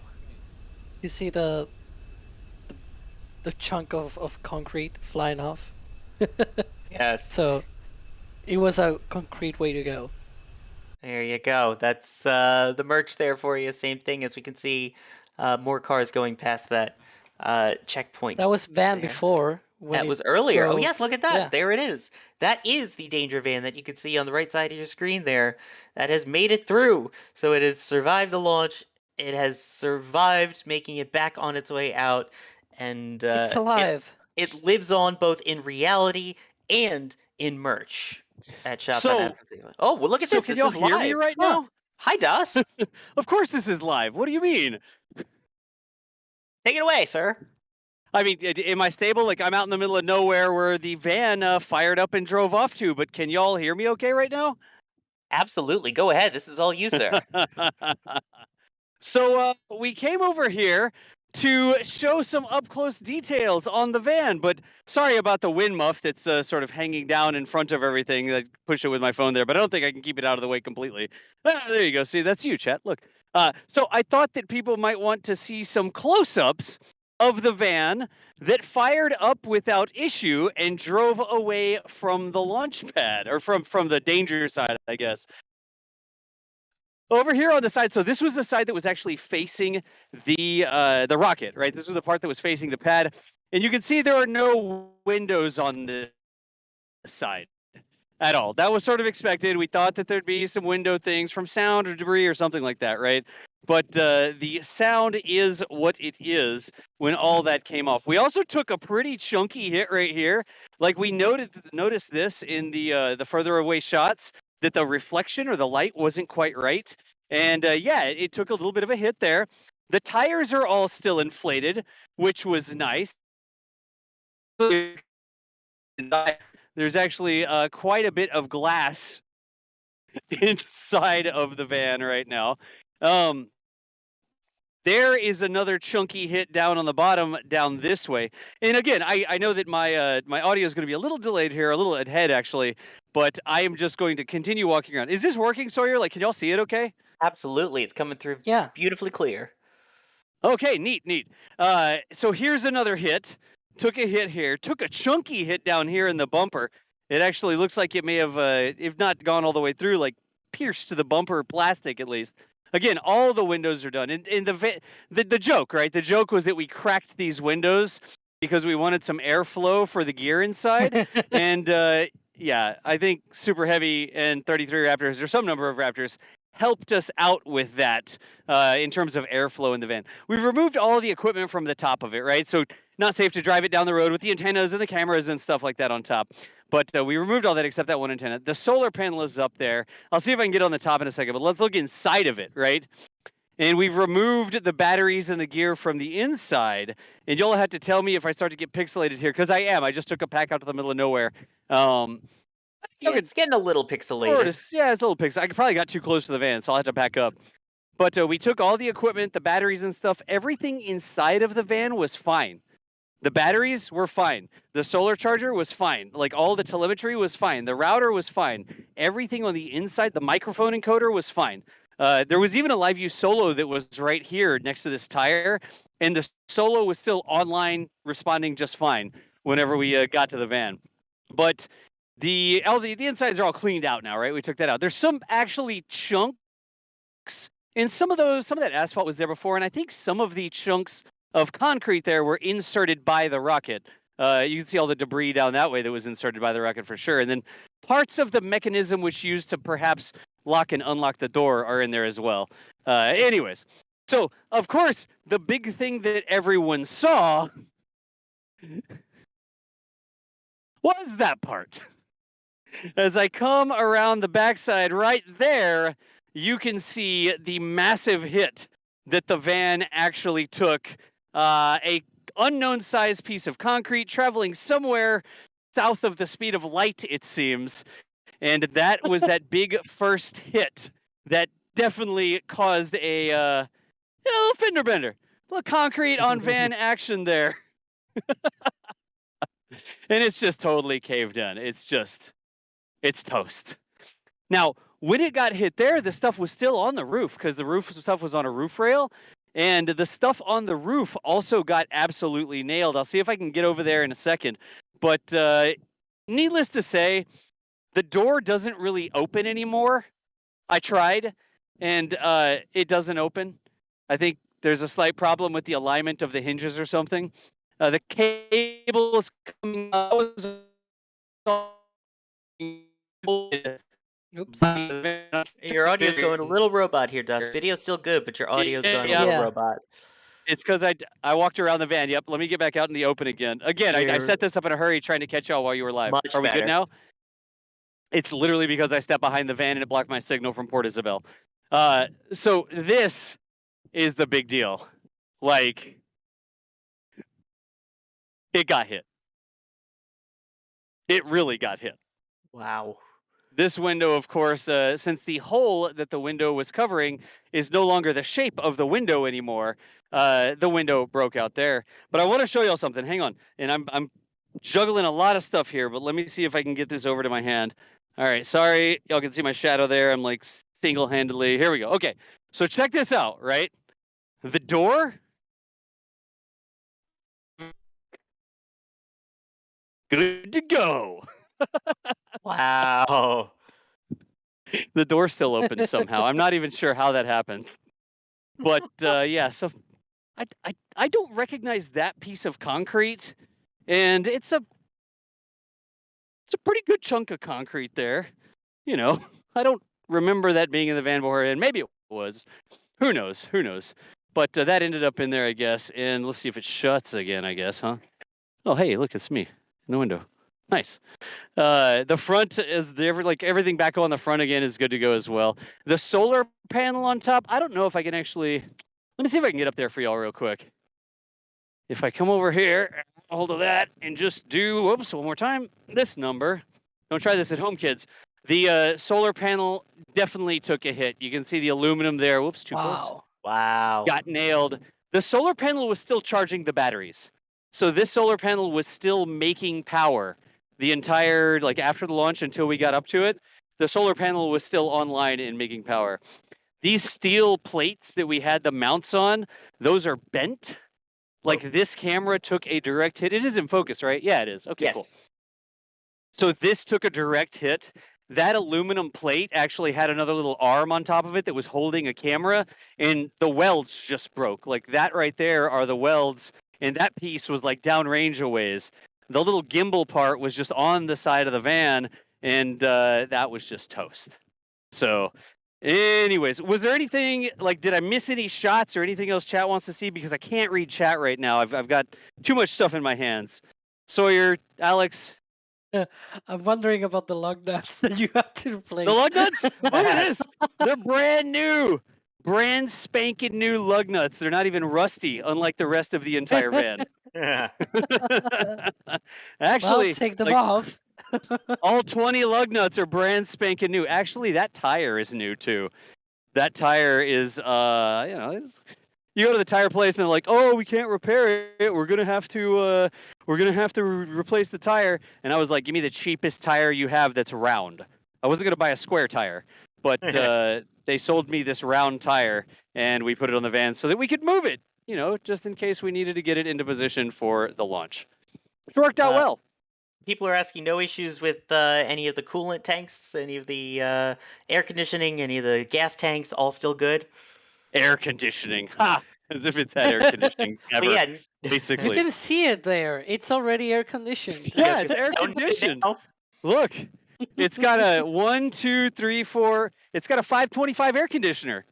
5 windows busted out by a rocket in 25 miles an hour at top speed. Keeps it nice and cool inside. Wow. Anyways, you know what I want to do, Sawyer? What do you want to do? I want to like chop this off right here, and then over here, like chop this off, and then just take the roof off and turn it into like a van El Camino, and like maybe enclose that or something, like a little storage area, but then make this a little platform. Oh my It is god. Mary's van, so it's whatever Mary wants to do with it. It's 100% her call what she wants to do with it. But the front, look, business up front, Raptor annihilation in the back. We'd have to come up with a name for it. But it Oh my is Mary's goodness. van. Whatever Mary wants to do with it, it is 100% her call. But I sort of see like some useful lines here. Like, you just block that part out, and it looks great. Oh yeah, it still drives, right? So Yeah, why it not drove. reuse it? God, I mean, you can see the production site back that way, right? And it drove all the way from the danger lot up past the village and then all the way over to here. And it smelled a little like coolant. We're going to have to get that checked out, but I didn't see any like shrapnel in the front of it or anything that would indicate why it was leaking coolant. Like there's no, I guess, penetrations over on this side. I guess I haven't got up under the wheel well or not yet, but anyways. Any other questions, Sawyer? No, just enjoying this edition of Pimp My Ride Raptor Edition. Pimp My Ride Raptor Edition. Nice. I heard you like open windows, so I opened your window with a giant piece of concrete, so now you've got multiple open windows. No, everyone in chat, the only other question I saw was, have you checked under the hood? Yes, we actually, when we first walked up to it, I had 2 things that I wanted to check out. It had lithium iron phosphate batteries secured in sort of like the middle of the van, right? Not near the back, but up near the middle where the doors are. And step 1 was we shut down all the breakers and we checked out those batteries, and the batteries took no damage at all. There wasn't even a scratch on them. There was just a little bit of dust. I mean, like all of the square miles of area around the entire launch pad, there was a little dust on them. But the batteries inside the van, like the actual equipment batteries that powered the point-to-point and the cameras and that sort of stuff, they were good. And that was the first concern, because if you damage one of those, that can be a safety hazard, right? So we secured the electrical connections, and then we removed those batteries. We disconnected them completely, inspected them, and they were good to go. They didn't even have a scratch on them. They just had some dust. And then, in order to see if we could move it, we popped the hood. We looked underneath it. I crawled underneath the front of it and looked around for fluids. Didn't see any oil. Smelled coolant, but when we looked in the coolant, it looked like it still had coolant in it. So not exactly sure what happened with the coolant. Didn't like have a lift out there or anything to pick it up with. But we made sure that the engine bay looked okay. There wasn't like a fuel line that was going to spray fuel or anywhere or anything like that. There was no damage that we could see. I mean, beyond the fact that it was already rusted, right? That is not damage from the rocket launch. That is, life on the beach with the van. So, anyways, that's the other thing we did. We made sure the engine bay was good. And actually, Mary sat down in it, and she did the honors of putting in the key and turning it like we were on The Price is Right, seeing if we had won a car that still runs. Like, turn the key and see if the car starts or not. And it fired right up, first try. The engine started, and everybody cheered because everybody was around the van, and everybody cheered for it. And, yeah, that was it. There's one final question before we let you go, Dus. Chat wants to know, Vancam 2 when? Yes. We had all sorts of ideas for how we could get cameras deployed in positions that are movable, because we don't just leave them in one place or anything like that, right? We do try to move them around to get better shots and that sort of thing. But we had a couple ideas. The van was sort of available, and Mary graciously allowed us to use the van, knowing that the van could take some damage at any time, but mostly whenever the rocket went off, we all sort of understood that there was some mild peril that the van was going to be in, right? But it was the thing that we had. I love how shiny those lug nuts are. Sorry. Mary was fantastic and gave us permission to use the van, and we put it there, of course, with SpaceX's permission at our own peril. This wasn't like, oh no, we forgot the van. I can't believe people on the internet thought that we accidentally forgot the van there. That was completely intentional, and we took it on our own risk, at our own risk. But we definitely have some ideas. Like, I don't know if we want to turn it into the Van Camino or anything like that, or if we want to, I got some maybe deployable ideas, like trailer ideas with solar panels or something like that. But we have lots of ideas for ways that we can continue to get views from the field on a deployable basis. I've totally hijacked your show talking about the van once again. Sawyer, anything else? No, I believe that's it. Thank you for that fantastic tour around the van. I know there's been a lot of questions about it, and now you can see, even with the merch, it was a concrete way to go, but it still goes. Oh, we have all sorts of good ideas there, but I will let y'all get back to it. I know I just jump in the middle of the show, and it's like suddenly me, show me. So I hope I didn't disturb y'all too much. We wrote you here. Come on. Yeah. Oh my gosh, I can't believe this. People were getting sick of hearing my voice, so it's good to hear yours. I think this is the strut that holds the. Yeah, it's a strut. It's a strut for the van, is what it is. It's not very high pressure anymore. So I may have gone robot there. I stepped around the back of the van. Sorry. No, you actually did good. Oh, neat. Okay. Anyways, It's almost it like may you rain. worked on this whole network out there or anything and know how what works and what doesn't. I know which way I need to point my backpack towards which water tower in Isla Blanca so that we get some sort of usable signal out here. So, anyways, hey, thanks to everybody. There's been so many messages coming in and people just saying, oh my gosh, I can't believe it works. I actually got contacted by a major news network, and they're like, we always have so much trouble getting stable signals from the feed. How do you get so many cameras with stable signals from the feed? And I was like, I'm busy right now, but I'll talk to y'all next week. So, anyways. Massive thanks to everybody for hanging out with us. And again, the van was placed with permission of SpaceX completely at our own risk. This isn't like, oh my gosh, SpaceX messed up because they owe us a van. Like, that's not how it is at all. The Blue Book value on the van is probably less than a lot of photographers' cameras and lenses that were lost in a much more dramatic, well, maybe slightly less dramatic fashion. But anyways, I will let y'all get back to the show in talking about the OLM. Thanks. Either way, glass has been shattered, so yes. Thank you, Das. Appreciate that. All right, I'll catch y'all later. Sounds good. That, ladies and gentlemen, was Das, John Galloway. His actual name, but a lot of people call him Das. Yeah, that was spectacular seeing that. I legit can't believe that it still runs, that it's still mostly together. That's nuts. So, yes, fantastic. I don't know about your thoughts, Alex, seeing that tour. Oh yeah, I was just thinking that it's kind of amazing that still starts and can be driven around and everything. Especially the tires. It seems like they're still kind of in place, which it's already in itself a miracle. There you go.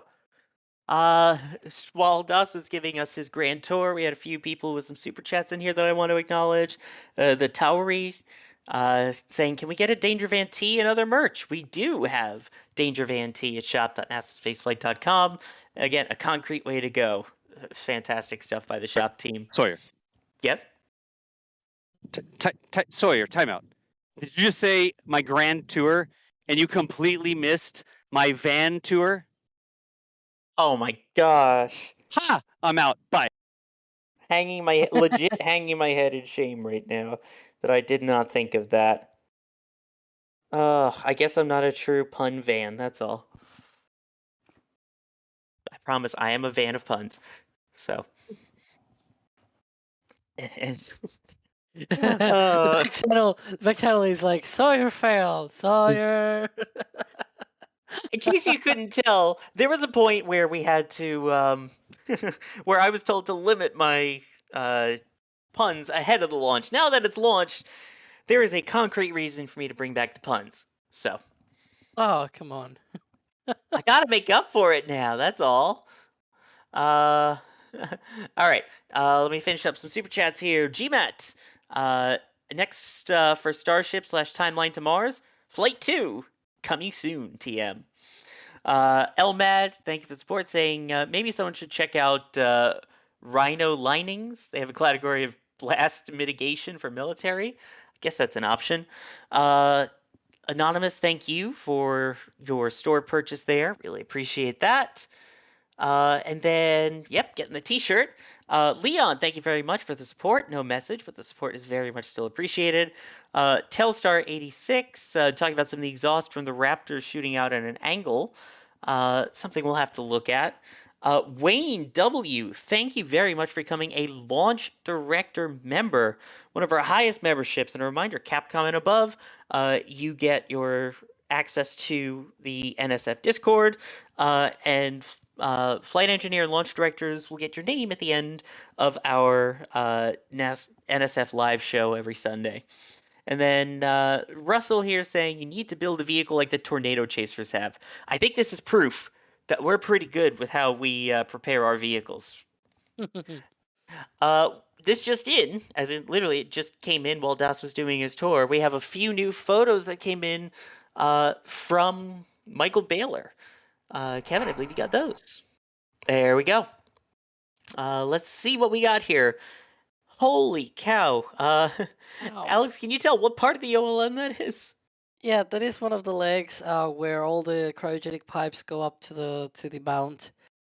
And oh boy, sorry. Yeah, it doesn't look good. It looks toasted, and the insulation has also been ripped apart from the pipes. It doesn't look good. Not great. Yeah, that's a good way to put it. Here's another shot. Looking at the OLM still, I believe. Yeah, that is also part of the piping, and the background that is the other side of the mount. On the left, you can see some of the stairs that go up. Normally, go up to the OLM, the dense floor, the OLM work platform. Yeah, and you can see there some of the pipes for the fire exit system, the engine chill pipes, and things like that. With basically the collection system for the engine chill.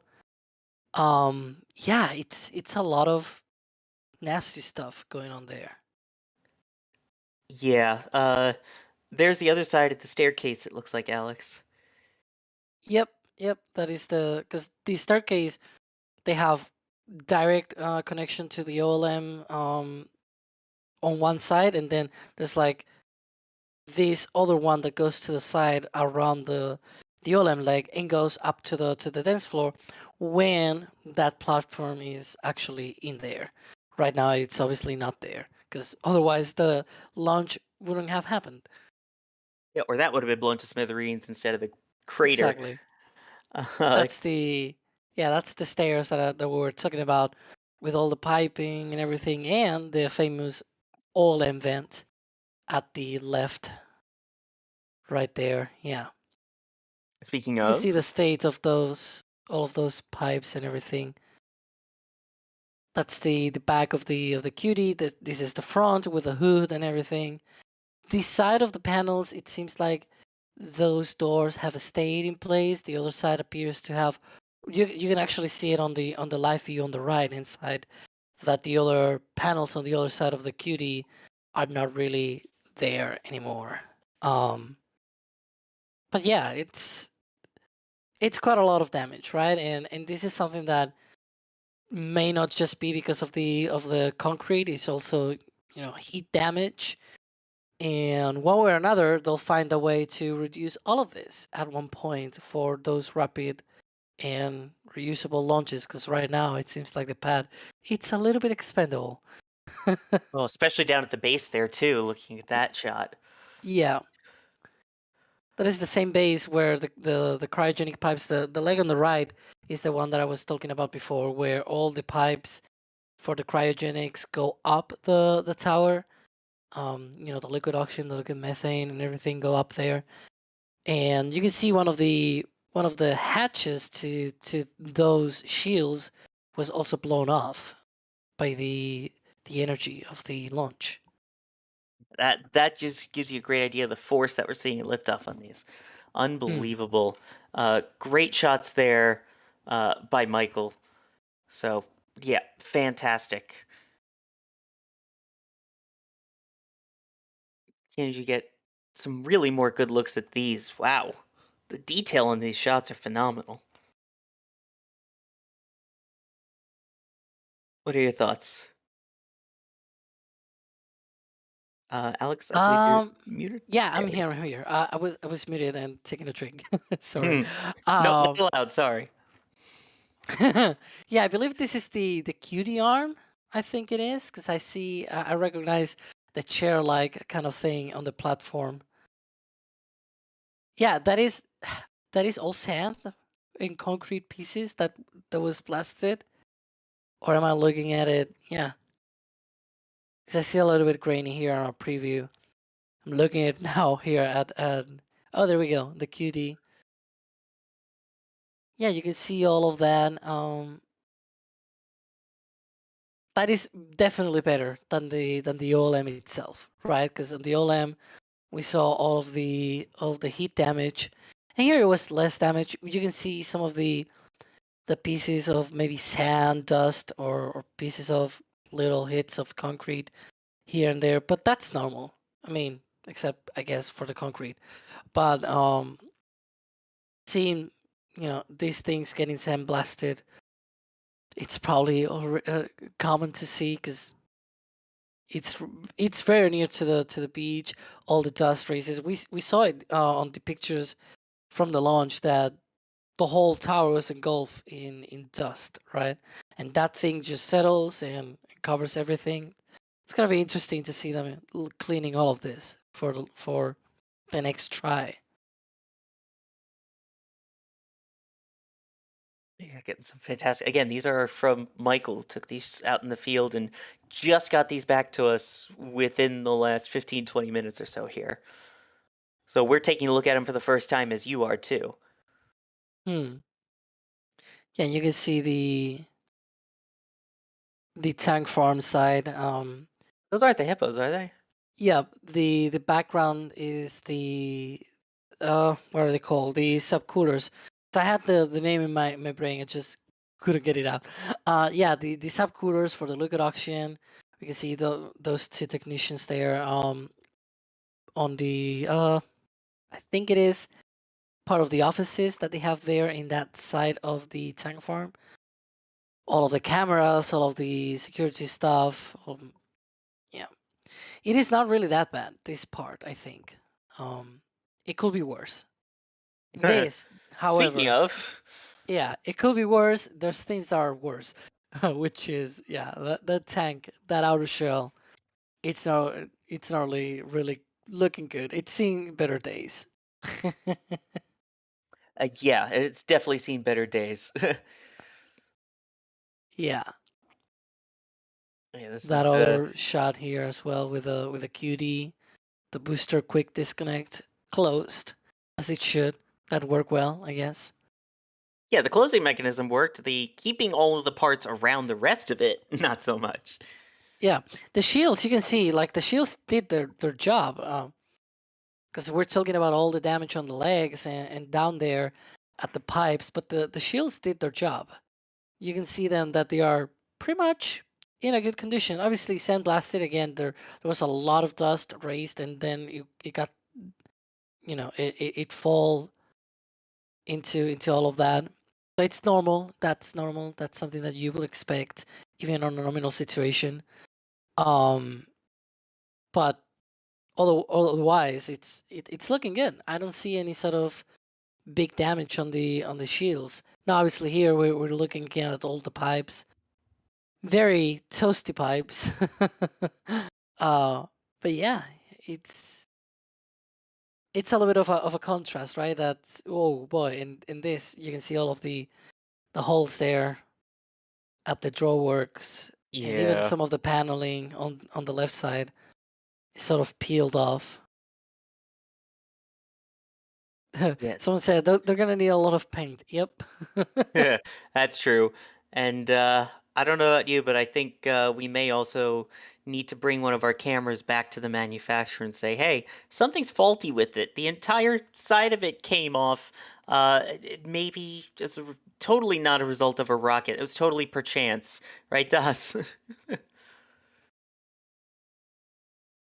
I believe we have Das with a Sorry. little breakdown of how things look Yeah, right no, now. sorry. Can y'all hear me okay now? Absolutely.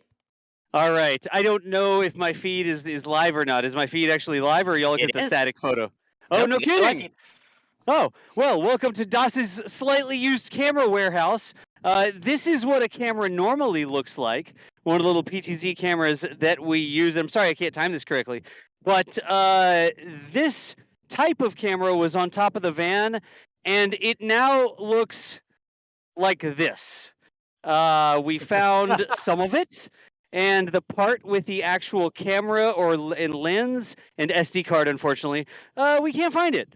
It's sort of gone, but this camera took an absolute direct hit. This is what we used to call Vancam, right? And Vancam took an absolute direct hit.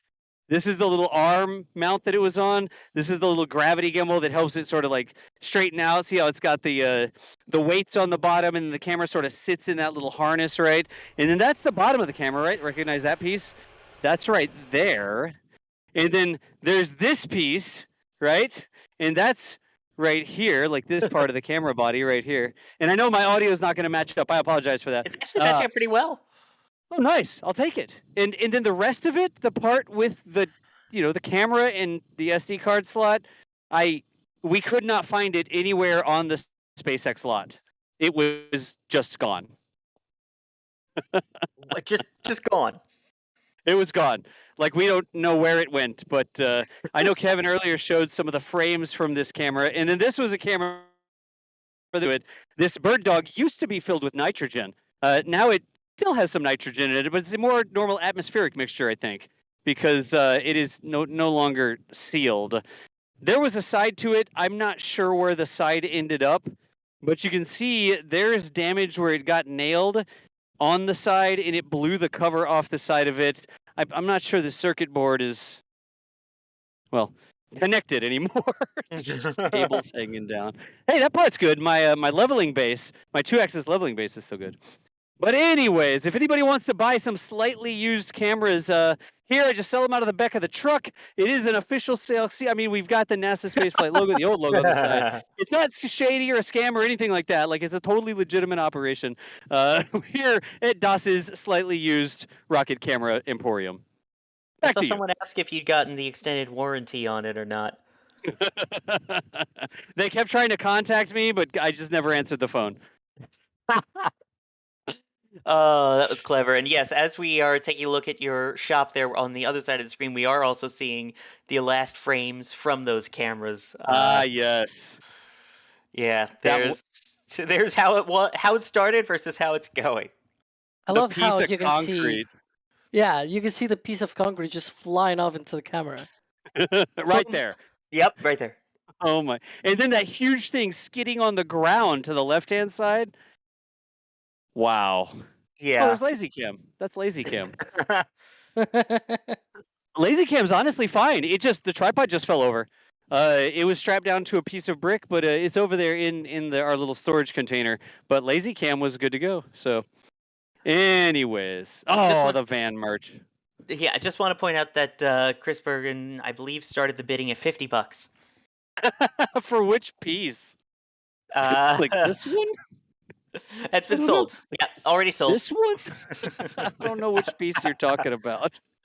Anyway, sorry to break in again. I went over and I grabbed the cameras to share the aftermath with y'all, and I don't know if there's any hope that we'll ever find the top part to that camera, the little eyeball that's supposed to be on top. But I will let y'all. I know. Back to the show, Sawyer. Sorry again for breaking in. I just had to get a plug for my camera shop. That's fine. And we have shop.nasaspaceflight.com where you can get that merch as well. And thank you, Das, for the fantastic tour. You can't nice. buy the camera pieces, though. Yeah, We might no, have to think about that, though. you can't actually buy They're the not- camera pieces, but you can buy the shirt to commemorate it. Exactly. Only interested buyers contact business@nasaspaceflight.com.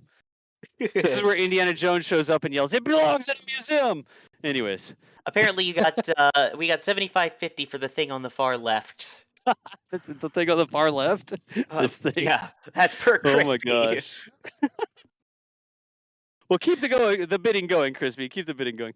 But we're not actually, y'all. I'm kidding. We're not actually like gonna put these in the shop or anything like that. That's not the real plan. I was kidding. I was just being DOS. You know how it is. Anyway, Sawyer, back to you. I apologize for breaking it again. Hey, for that, it's worth it. That was such a cool inside look. Again, these are things you're only going to see at NASA Spaceflight. So we love Literally, it. an inside look. Normally, you just get to see the outside of the cameras, but now it's an inside scoop. Ooh. Look at that. There's parts in there. Sorry. Okay, bye. I'm Camera gone. surgery. That was clever. You like it? Yeah. Oh boy. We have a few super chats here. We want to acknowledge Mark. Thank you for becoming a Pad Rat member. Chris, a different Crispy, asking, can we, NSF comms and viewers, get comparison shots? These post Starship pics compared to pics from 39A post Saturn launches. I'm sure someone will be able to help dig that up. VJ, thank you for upgrading to a Capcom member. Hopefully we will see you in the NSF Discord. Because I was thinking maybe we have pictures of that on L2. Oh, we do, and on the forums, which, trust me, for the crazy amount of photos that are there, absolutely worth it. Especially for me as a shuttle geek, there's some great shuttle shots in there that, just make me happy. So yeah, check out the L2 forums if you haven't as well. We've got one here saying, yes, I would like to purchase. Can I use EBT? That's a joke. Oh, those overseas won't get it, but that is very funny. They also came back and said, I'll buy it all for $100. We'll have to see if we're willing to go to that price for all of it. Although we did just sell one piece for $75.50, so we'll have to see. Echo deal, $350, best I can do. Thank you, guy from Pawn Stars. We appreciate it. Jared Quinn, thank you very much for the support without the message there. And Chad Hamlin, thank you for gifting 5 Red Team memberships. I think that was the absolute perfect way to end this stream with those amazing views from DOS, both of the van and all the behind the scenes of the gear. DOS, again, thank you for bringing that to us. That made my day. It was so cool.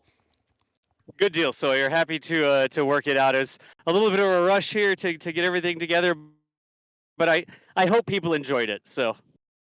Yes. So it's sad to see that it was vandalized, but at least it lives on. Come on. You booed me before for not doing them. Now you're booing me for doing them. Take your pick. Speaking of which, Alex, thank you for joining us. Yeah. Oh boy. Full of puns. But yeah, I would like to remind people though that the pictures that we saw, both from Jack and Michael, those are gonna go out for members. Yes. So do look for them in our membership section of the channel. And if you want to see them in full detail, do consider becoming a member. Michael's are already up for members, so definitely go check that out. You can check them out full screen, full detail, full everything. And again, they're great shots. So I'm excited to see the analysis that our members do too, taking a look at those. We also had Adrian, who was out in the field. He is currently off comms at the moment, but Adrian, super helpful, bringing us the views from the field, what it looks like, what it feels like, all of that good stuff. We had Kevin, Michael Reed in the back, pulling all the levers, pushing the buttons, and getting you guys some of these great pictures and videos to you, which it's amazing. I don't know how he does it. It's magic or something, but it's beautiful magic. So thank you, Kevin. And I have been Sawyer Rosenstein here, guiding you through as we finally are allowed inside the road closure with the highway being open, and as we were able to gather some of our cameras. A reminder, we do have cameras available 24/7 looking in at Starbase, and that is at Starbase Live, which you'll be able to find on our channel here. So, until our next stream, because I don't think we stream enough here. Let's do another one. We will see you all then. I have been Sawyer Rosenstein. Thank you so much for joining us. And we'll end with W4WWW here saying with a super chat, thank you for a fantastic episode. Goodbye, everybody. And here we go.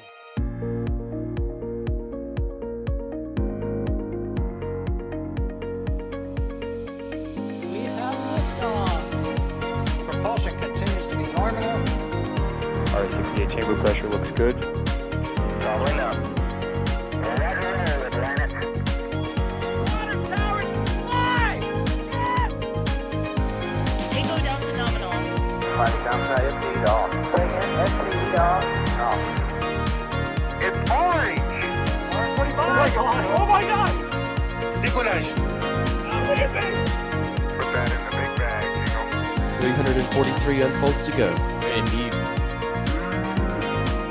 We rise together back to the moon and beyond. The methane will be igniting in the flare, correct? Yikes. You read? Sure. We don't need any more of these.